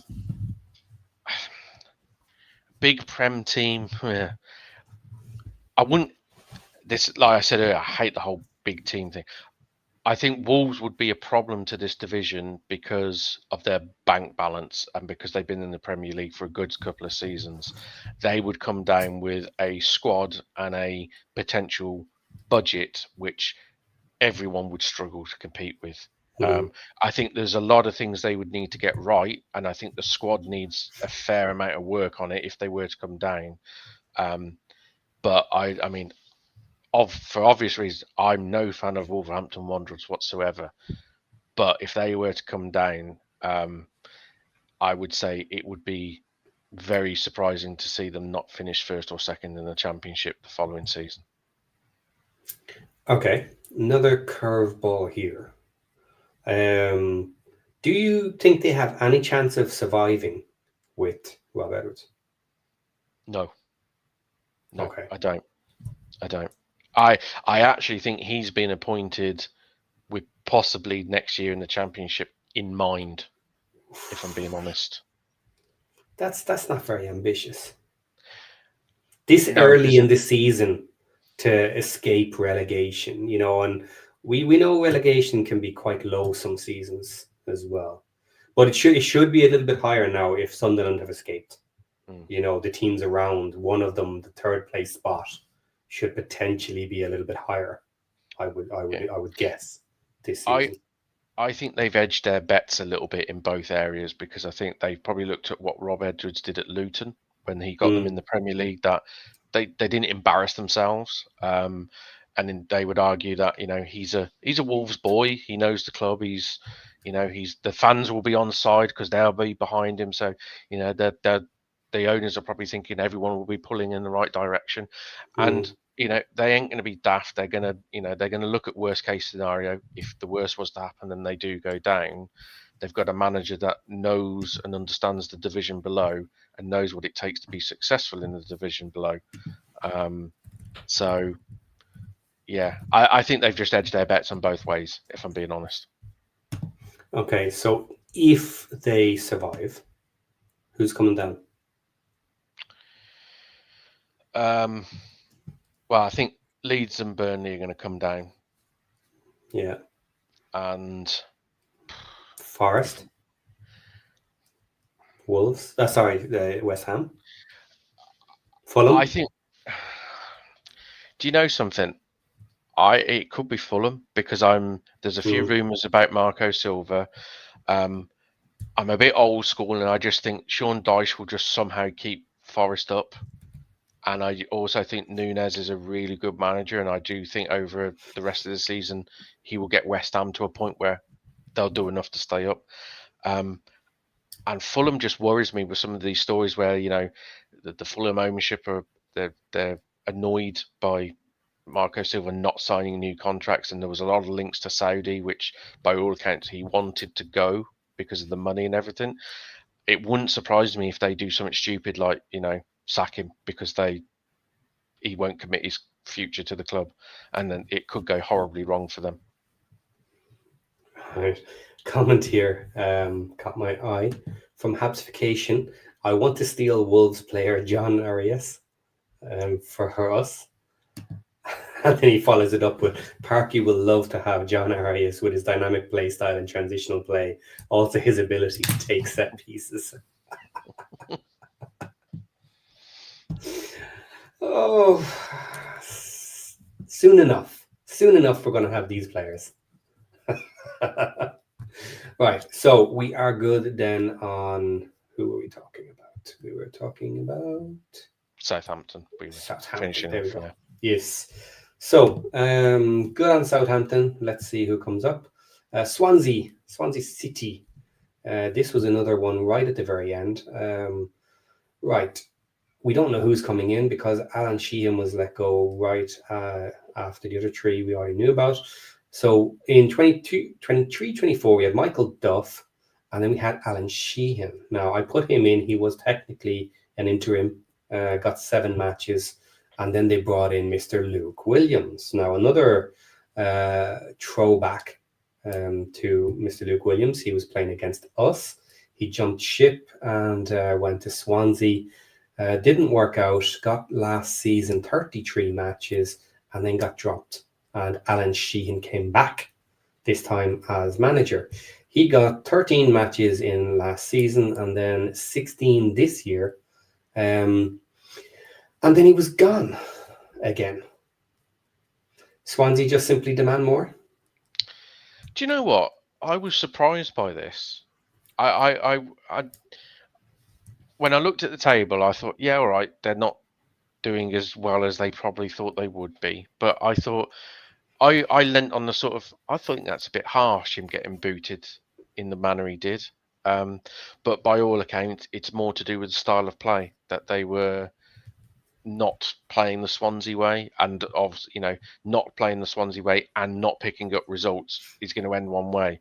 I think if he were playing attractive football and possession-based football, but the results weren't, you almost were half forgiven. The fact that he wasn't playing good football and losing, it was, I think that was the bit that sort of put the nails in the coffin. But no, I mean, they are linked to is it the Hammarby manager? I did read earlier that they've requested permission. I think there was a journalist saying how true. It sort of passed up on my Twitter feed, but I think I think it was the Hammarby manager. It's a Swedish team, I think it is. It is Sweden, yeah, Hammarby. Yeah. Kim Hellberg. Yep, I think that's the one is the guy, 37 years of age. 70 matches with Hammarby, 40 wins, 14 draws, 16 losses. This season currently on a 1.9 points per match. Last season was 1.8 points per match. And let's have a look at their table. Find it. There we go. Okay, Hammarby are in second in that league. There is 16 teams in it. On 62 points after 30 matches played, because they finish up for the winter, I think, to make things easier. Yeah. So 70 Mjolby is on 75 points. They're in first, which likely won't get caught. And then Hammarby is on 62 points. So their season is finishing soon, or is finished almost, is it? So 30 matches played. It is finished. Yep. 16 teams, 15 teams twice, 30 matches. They're just done. Yep. So he came second. So good time to steal him. Yeah, and I'm also guessing he plays the style of play that suits what Swansea want and stuff. And it feels almost a bit of a Swansea type appointment, that one.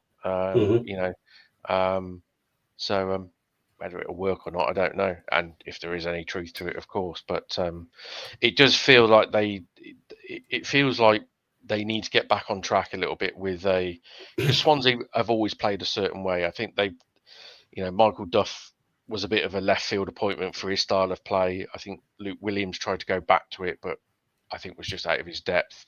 And obviously, like I said, I felt a little bit for Alan Sheehan, but it was an interim manager who then did well at the end of a season, then got the gig, and you just think, well, that never really works, does it? You interim manager at the end of the season when ultimately there's nothing to play for. Yeah, does it really prove anything? So, but proof will be in the pudding, won't it? Yep.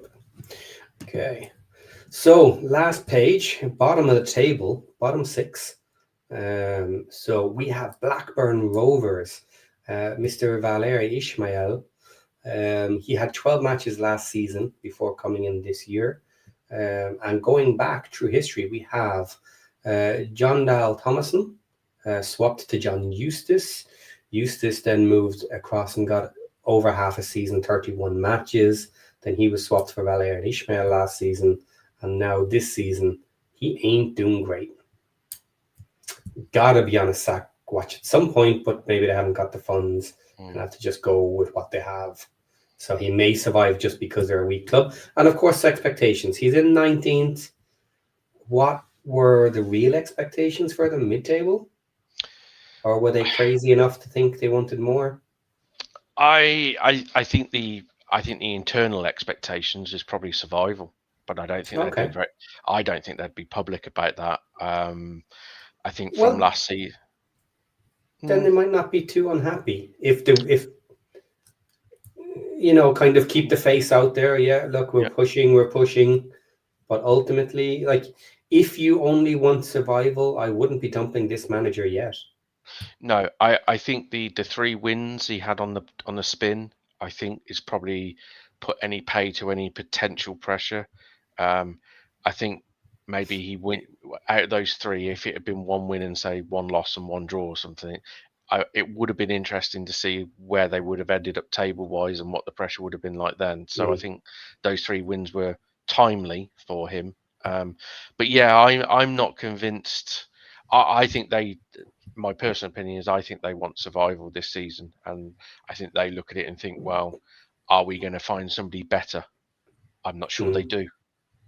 Yeah, I wouldn't at this end of the club scale. Yeah, if you're not paying big money for someone to come in and save your ass, then yeah, you're kind of hampered in what you can get, and it's always a risk. You know what I mean? They could come in and do crap then if you're at that level of manager. There's no guaranteed return. Yeah. And realistically, if you're a Blackburn with the off-field issues and everything going on there, you want an experienced championship manager that can deal with that, but also produce on the pitch in that regard, and fit the style, shall we say? They're not going to go and get a possession-based manager. They're quite a direct sort of low block side. Are those managers out there and available? I can't think of any. So can they get better? I don't think they do, and I think he probably stays there for the season for me. Yeah. Next up is an interesting one. This is the last of our managers who has been there for quite a long time. So we have John Mushino, 124 matches in charge with Portsmouth. He was there all of 23-24, all of 24-25, and so far all of this season. 20th place, bit of hit and miss with the results, but are they happy with him with these results? What do we think? I actually didn't think he would be under that much pressure, but obviously we beat them 4-0. And your match against them, there was a lot of rumours that he was under serious pressure in that game, where I think if he had lost that game, a lot of their fans were saying, he'd have to go. I don't know, maybe it's just me being a bit more of an old romantic football fan that, he's been there for a very long time. He took them up and all that. He deserves the chance to see it through. But then again, football's ruthless, isn't it? I think he's on the sack watch for sure. I think the results in the last 6-7 matches, he has to be on the sack watch. Again, they're one of those where who could they get to replace him? I honestly don't know, but I just think from a results point of view, and its second season they won't want to go back down because it took them so long to get back up. Yeah, so I actually had a look at this earlier and I brought it back up again to remind myself. So he got them promoted, obviously, 2 seasons ago. And they came in last year and were doing okay, but slid a little bit towards the end. So they ended up in 16th place, which generally is kind of okay, I suppose. But they weren't a lot of points away from the relegation zone. No. Not by a long way. A lot of teams were in around there last year. It was very congested. So that was dangerous last season. And he is now currently below where he finished last year. So he got last year to show what he can do, and he showed he can do 16th. This season, he's currently worse than that. So, yeah, I could see the management making a move here while they still have a good half of the season to bring someone else in. Yeah. I think the thing that is going to sound silly is the thing that works really against him is you look at the clubs below and you'd say, okay, everyone expects Sheffield United and Norwich to improve and get out of this.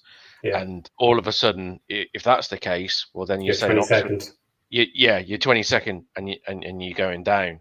And the ownership are going to look at that and thinking, well, do we want to leave it late enough that the likes of Sheffield United and Norwich turn it round, or do we make a change and we put the pressure on them and we turn our form round? So those are the questions that they'll be asking themselves. So yeah.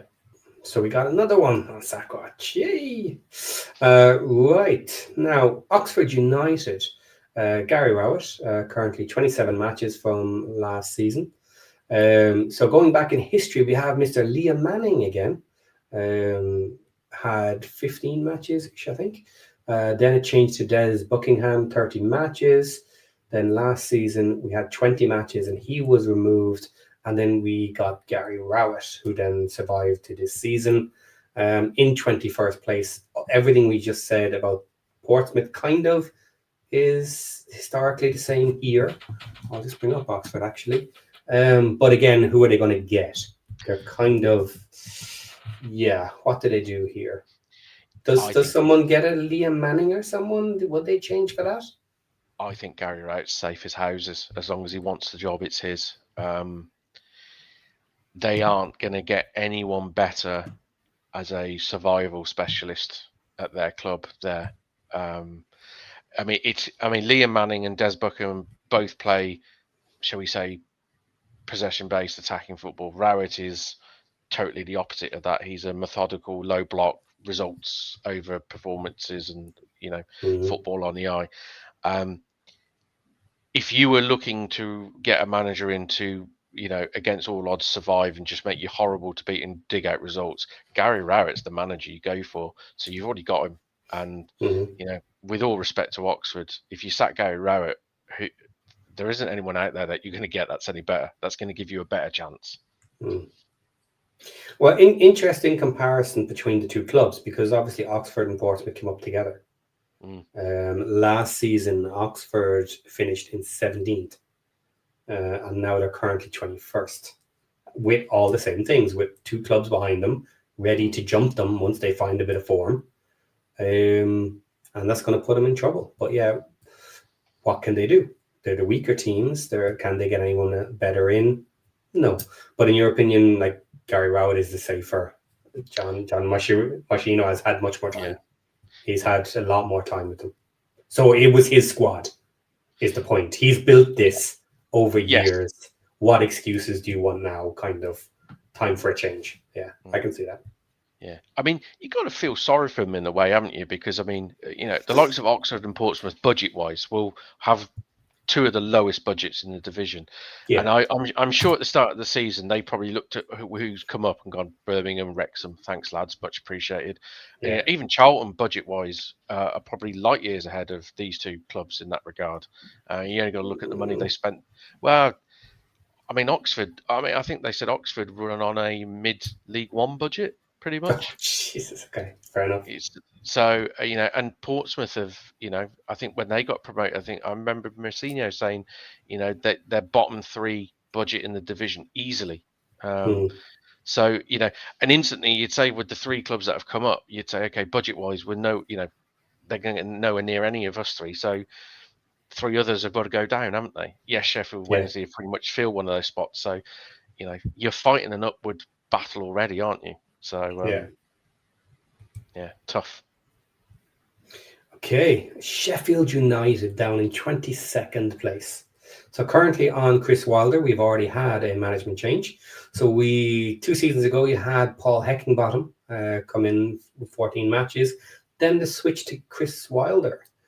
He took over. Then he had a full season last year, got them into the playoffs final, and bar a silly mistake by a player who will not be named, who currently plays for Wrexham, they possibly could have gotten promoted. Then the new ownership decided to change things about and didn't keep him, couldn't make an agreement with him, brought in Ruben Selles and gave him 5 matches, all losses, and said, right, you out to the back of the shed. And you gone. First one this season. Then, surprise, surprise, Chris Wilder comes back with a group of players that he didn't organise in the summer because they had a new manager. And now, since he came in, he has not done very well. And actually, I'm going to bring up the stats on that because I want to have a look and see how badly he is doing. But yeah. It's going to be worse than you think as well, I bet. Yeah. But yeah, I mean, but it can't be worse than 0 though. Let's give him that. It's not far off. Let's see how far off. Well, he has won a game, I think. Yeah. Okay. So all the points are his, of course. So that is 10 points out of 10 games. 1 point per game. So yeah, they're on relegation level. Yeah, I can say they're on course for what, 30 odd points. Yeah, that'll keep them up, won't it? Well, there's 31 matches left. Oh yeah. So another 31 points on his average, 41 points. Yeah, going down. May or may not. So get you to survive on that. Yeah. I said this a few weeks ago, tongue in cheek, didn't I? I think where I said, when does he's got to be under pressure soon. And I hear a lot of Sheffield United saying, fans saying, well, when Wilder gets to January, he can send some these loans back. We'll get his own players in, and and I'm sat there looking at going, if you look at this form, if this form continues, nobody's wanting. Well, not only that, it's like, lads, you'll be down by January. Getting to January is not going to. If you don't address this form now, it don't matter about January because you'll be toast because it's. I don't know. But I guess this is why they brought in Paddy Bamford. He's going to save them. He's going to dive for a penalty and injure himself diving for the penalty and be out for the season because that's Patrick Bamford all over. I mean, if there was ever a signing that screamed panic, that's it, isn't it? It's a guy that's been a free transfer that no one's wanted to touch with a 20-foot barge pole because his days are well gone past. I don't understand it. It just screams panic signing. But I mean, I'm loath to say he's on sack watch, but then I don't know. I mean, what if he gets 1 win in the next 5 games or 1 win in the next 6? Let's do that. Let's actually deep dive their matches coming up and see what trouble he's in or not. Okay. So we already said next up is Sheffield Wednesday, which will look like a horrendous loss if they lose that one. Then they have Portsmouth at home. They have Leicester away, Stoke away. Stoke at home, then Norwich at home. So they got a mixed bag there in their next 5. Then they've West Brom away, you guys at home on December 20th. So that's just pre-Christmas. So I mean, like you said, there's a mixed bag, but there's a few huge 6-pointers in there. I mean, Sheffield Wednesday being one, Norwich being another, Portsmouth I think you mentioned as well. Yeah, they're close enough depending on what happens to them. It's one of those. If he comes out on the wrong end of a few results against those teams, yes, all of a sudden you're like, oh God, yeah. Yeah, and this is the thing that, everyone says, about Chris Wilder. I understand he's one of their own and all this, but if it's getting to the point of, lads, you're going to go down, and just keeping it the same just because it's Chris Wilder, it's just like, well, no, there has to be a point where you go, we have to do something. We can't just sleepwalk into League One. Yeah, I genuinely think they're in trouble. I think they're bang in trouble. They smell of They smell like Luton last season, where for whatever reason it just doesn't work on the pitch, and game after game after game goes by and nothing is changing. But and here's the thing: when it's in that sort of scenario, is it the manager's fault? Like literally, if they were to change it, are they simply hoping that a new manager can do wonders? Like, because surely they're not going to call Chris Wilder a bad manager, even if he has bad results. You know what I mean? At this point, are you actually going to go down that road and say, no, the problem is Chris Wilder, he's crap? I don't think you can, even if you were to try and say it, I don't think you can, logically. So the question then becomes, what is the reason? Yeah, I mean, I totally get, and I understand the point that a lot of people make is, well, if Chris Wilder can't get a tune out of these players and Sheffield United, who the hell can?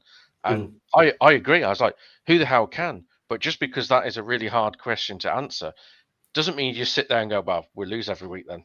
You've got to do something. You can't just sit there and go, okay, well, you can't change the squad. They're locked in. Yeah, and the one thing I would say is I understand a lot of them are not his players, but when you go through that squad, for Christ Almighty, they've got the best player in the division voted for last season in Gus Hamer, still there. Callum O'Hare, still there. They've got one of the best goalkeepers in the division, still there. They have not got a absolute car crash squad. They've got some really good players. Yes, it's very weak in certain areas, and you could say, talent-wise is lacking in a few, but it's still better than what we're seeing. You look at some of the team. I mean, for argument's sake, player for player wise, you turn around to Derby and say, okay, would you rather have your playing squad or Sheffield United's playing squad? I know what Chris Wilder's going to say, and I know what John Eustace is going to say. I mean, that's the thing. It's ultimately, yes, I know it's can't all be the manager's fault, but it's his responsibility to get results of the tools he's got, and at the moment, he isn't getting them. Yeah. Okay, that moves us on to Norwich, who have now slipped behind Sheffield United with an unknown manager yet to be decided. They started off with David Wagner 2 seasons ago. He got the full season. Then they changed to Johannes Hafthorpe. He got essentially the full season, and he was dropped for the last couple, interim manager. Then this season they brought in Liam Manning. He got 15 matches with horrendous results. And a lot of people were calling for him to go earlier. And now we need a new manager to take essentially a good team and do the same thing as Sheffield United need Wilder to do, and bring them back from the dead and get them out of relegation. Yeah, it's interesting how the latest rumours of the potential new manager is actually a name that's on that list right now, which is old John Dale Thomason, isn't it?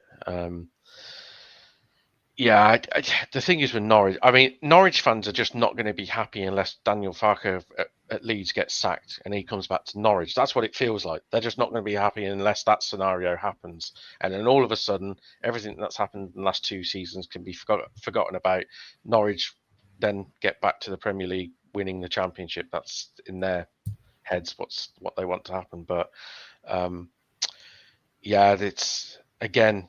I mean, I like Manning. I actually think he's a decent manager, but he just had to go.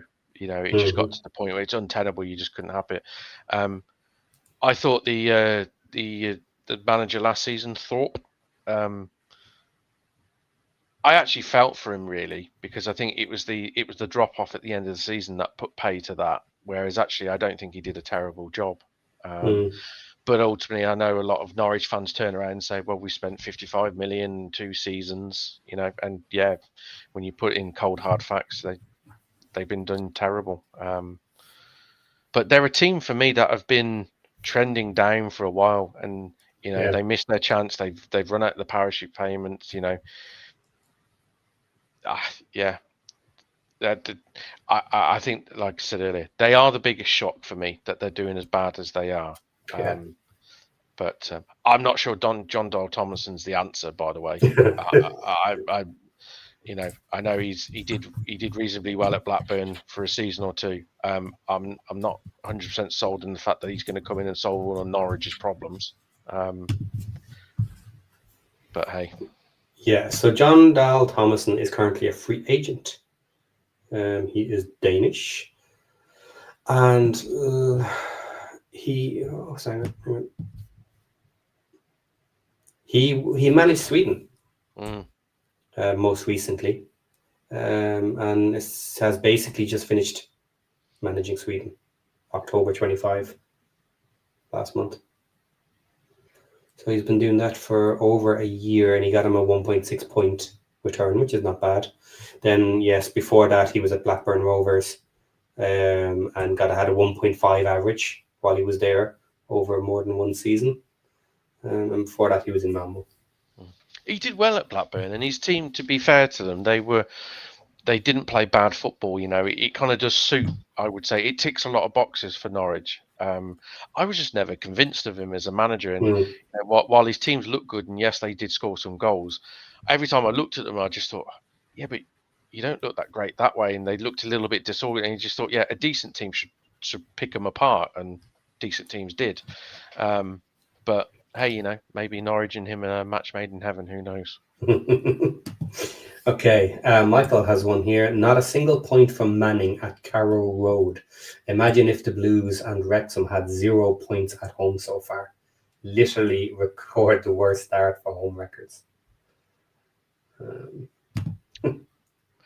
Just for context, Michael, I remember watching a Birmingham side under Lee Clark where I think I didn't see a home win for a season and a half. So, you know, just saying. Those are in the dark days, trust me. Okay, right. Next up, then Sheffield Wednesday. New manager because Danny Rowe left in the summer.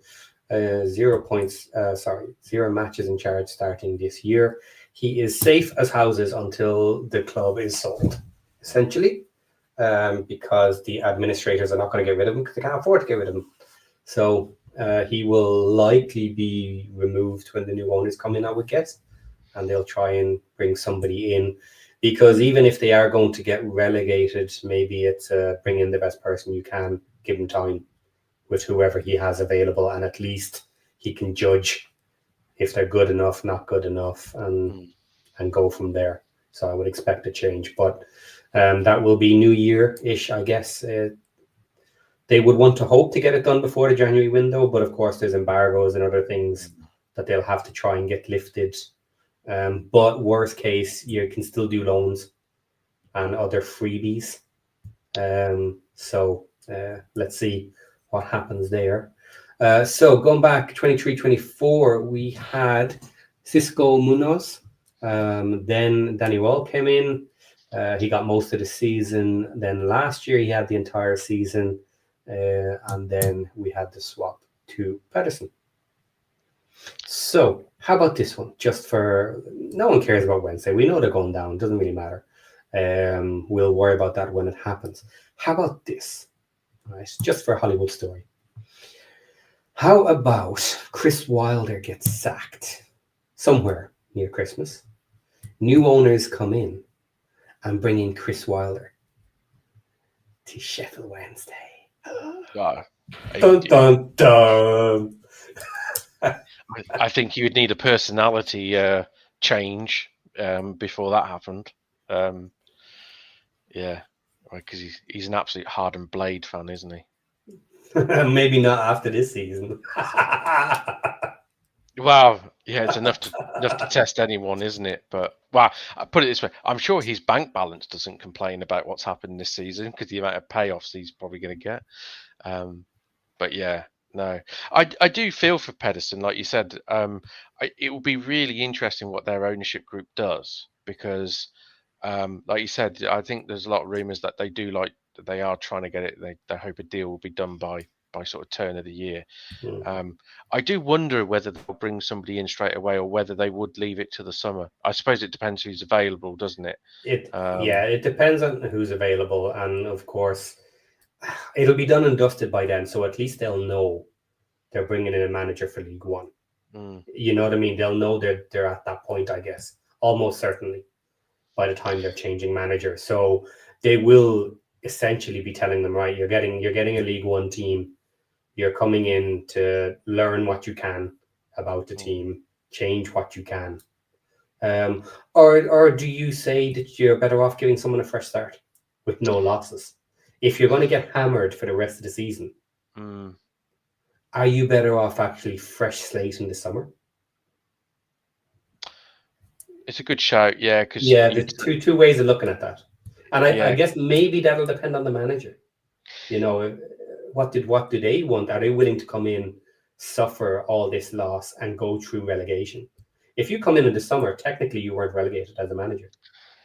Yeah, it wouldn't be on your CV. Yeah, no, I suppose a lot will depend on. I mean, they've got a lot of, to be fair, it looks like they've got a lot of half decent youngsters dotted around the first team. I suppose the question will be: are you going to be, are you wanting to be in a position next season, hopefully under new ownership, where do you still want to have those youngsters in and around the first team squad? Do you think they're good enough, or some of them might be good enough? Some of them might be good enough, which then in that case, any manager may want to work with them between now and the end of the season. I don't know. I would imagine any new ownership would probably already have a manager where you would think, know how football works. They've probably already spoken to potential targets of managers going in already. If they're looking to buy and say, we want you as the manager. I don't think it's going to be, okay, we bought the club, okay, now let's look for a manager. I think a lot of these people will already have those sort of ducks in a row already. Yeah, it's it's one of those where I do wonder whether Henrik Pedersen, whether he gets the rest of the season. I mean, like I said, I feel a bit sorry for him, but also he's in a win-win situation because he's gonna come out of this season, no matter what happens, with a better CV than what he went when he started the season. Yes, so. Yeah, absolutely. Okay.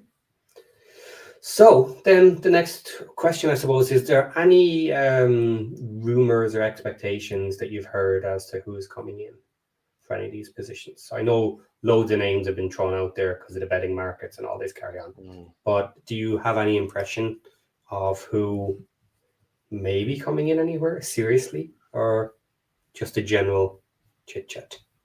The only ones that I think sound legit, which have come from genuine, sources off Twitter and that, like decent ones, is the John Dale Thomason and the Hammarby manager for Swansea.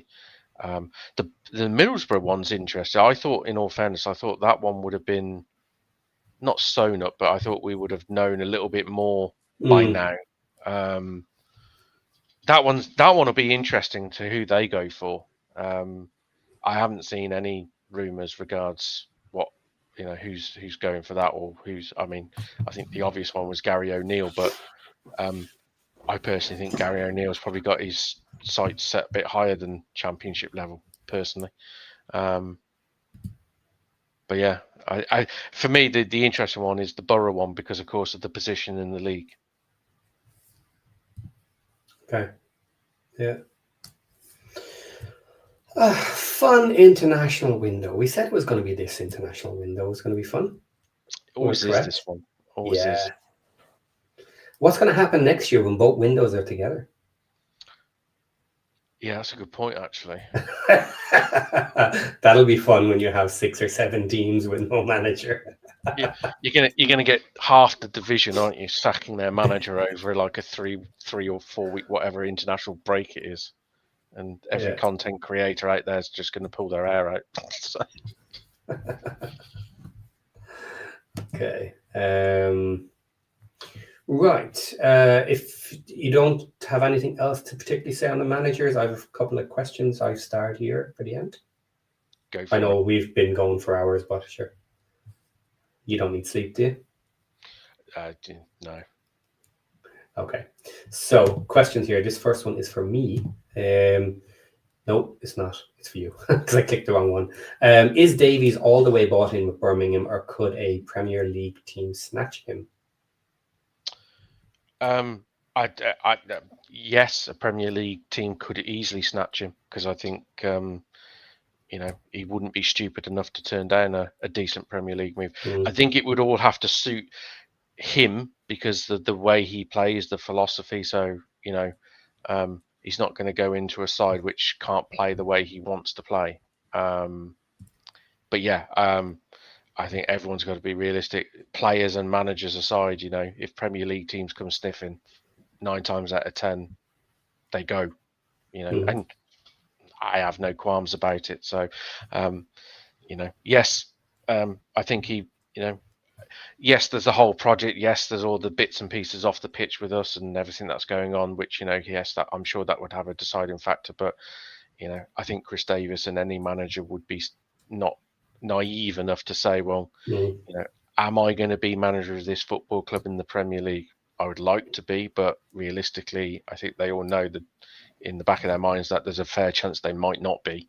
Change team, change manager. Yeah, it's very possible. Yeah. So, yeah. I mean, personally, I don't see a Premier League team coming in for him because he's not done anything to prove he's good enough for the Premier League. Being honest. Yeah.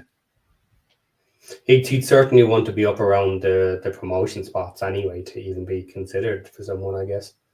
But even that might not be enough. He's a younger manager as well, so.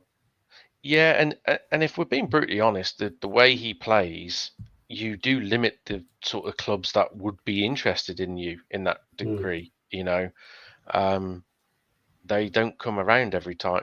So I mean, for argument's sake, if Brighton's manager went somewhere, Brighton's a sort of club I think would look at Chris Davis and because the way that they operate and the way they do, that's the sort of club I could see. Do you know what? They could come calling, and I think he would turn around and say, "Do you know what? That would be a really good fit for me. They do give time, they do play. Everything sort of ticks. I think if that happened, then yeah, I think he would jump at the chance, and I wouldn't blame him to. But the stars have all got to align, haven't they? So yeah. So another one here on the same topic. Birmingham have deep pockets. If they went up, I could see them spending 200 million. Do you agree that if they went up, they're absolutely going for it, spending everything they got, and of course they have resources behind it for later as well, so they can risk spending pretty much everything they got to try? I could see them spending more than that. Yeah, but same thing Wrexham would have to do. They'd have to spend everything and potentially sell some shares, bring in cash, and even top it up a little bit more. Yeah, I mean, obviously with us, it's the sports quarter is the elephant in the room where, yes, that's years down the line. I mean, they're talking what 2030 or whatever it is. But of course, what they're saying is from a revenue generating thing, once that is built, the revenues, right, it puts us in the top 6 revenue streams in the Premier League. And you're talking different stratosphere of spend power then. But yeah, you got to get there, haven't you? But yes, if we were to get there, could I see us spending 200? Yeah, absolutely. Yeah. So the other one that I was going to bring up and misclicked was this one. What's the lowest points total in championship history? You must have an idea, John, off the top of your head. I want to It, say Rotherham and 20 odd points or something. okay, maybe, yeah, I was going to say you're reading this wrong, but actually maybe you're not reading it wrong. I read that as the entire championship, not just a single team. Go on. I read that as which Yours team. is probably more simple, yeah. Yeah, mine's like who's got the least amount of points ever in the championship. Yeah. Which So, I'm guessing at Rotherham and 20 odd points. okay. Well, I took it the other way, and considering I have a spreadsheet of results from the last 10 seasons, the answer to that, as how I read it, is 2019. It was 1,485 points total in the league that year. And it's not historical, of course, because it's only the last 10 seasons. But yeah, that's my best answer. That was the lowest points total season for the last 10 years. Now, I think we're done for the night because we have hit 3 hours. And see what happens when Aaron's not here. We actually have stuff to talk about. Only Yeah, joking, Aaron. We talk football, don't we? You know. Only joking. We'll see you next Monday. So on that bombshell, guys, Ireland beat Portugal. Right? Now, that was a great result, 2-0, one of the best results for Ireland ever, and we may just scrape it through this division if we can finish off the rest of our matches. But that's not the bombshell. You might think it is the bombshell, but the bombshell is that our little boy Ronaldo is a fucking baby, right? He got pushed around a couple of times. He got nudged. And like a little girl who, I mean, that's not fair. Like a little boy who cries when he falls over, he decided to get up and just hit anything. He swung around with a bloody elbow and cracked one of our players in the back, near where your spine would be, of course. Can't see exactly where he hit him. And the player went down. And then he got a yellow card first. And then he decided to go, "Ooh, look at me. Wow, wow, wow, stop crying." And then they said, "Ooh, maybe we better check this on their version of VAR." So they checked it and they called the referee and said, "Yeah, ref, you might want to check the screen here." And he went over to review it and then came back and gave him a red card. So he's done. He's out. So cry yourself to sleep tonight. I know you'll be sleeping on your money. Fair enough. And maybe you'll have 3 naked women on top of you as well, not counting your wife. But anyway, do you know what? All that money and you still have to be an asshole. That's my take on that bombshell, guys. Good night. We'll see you soon. Bye-bye. See you all.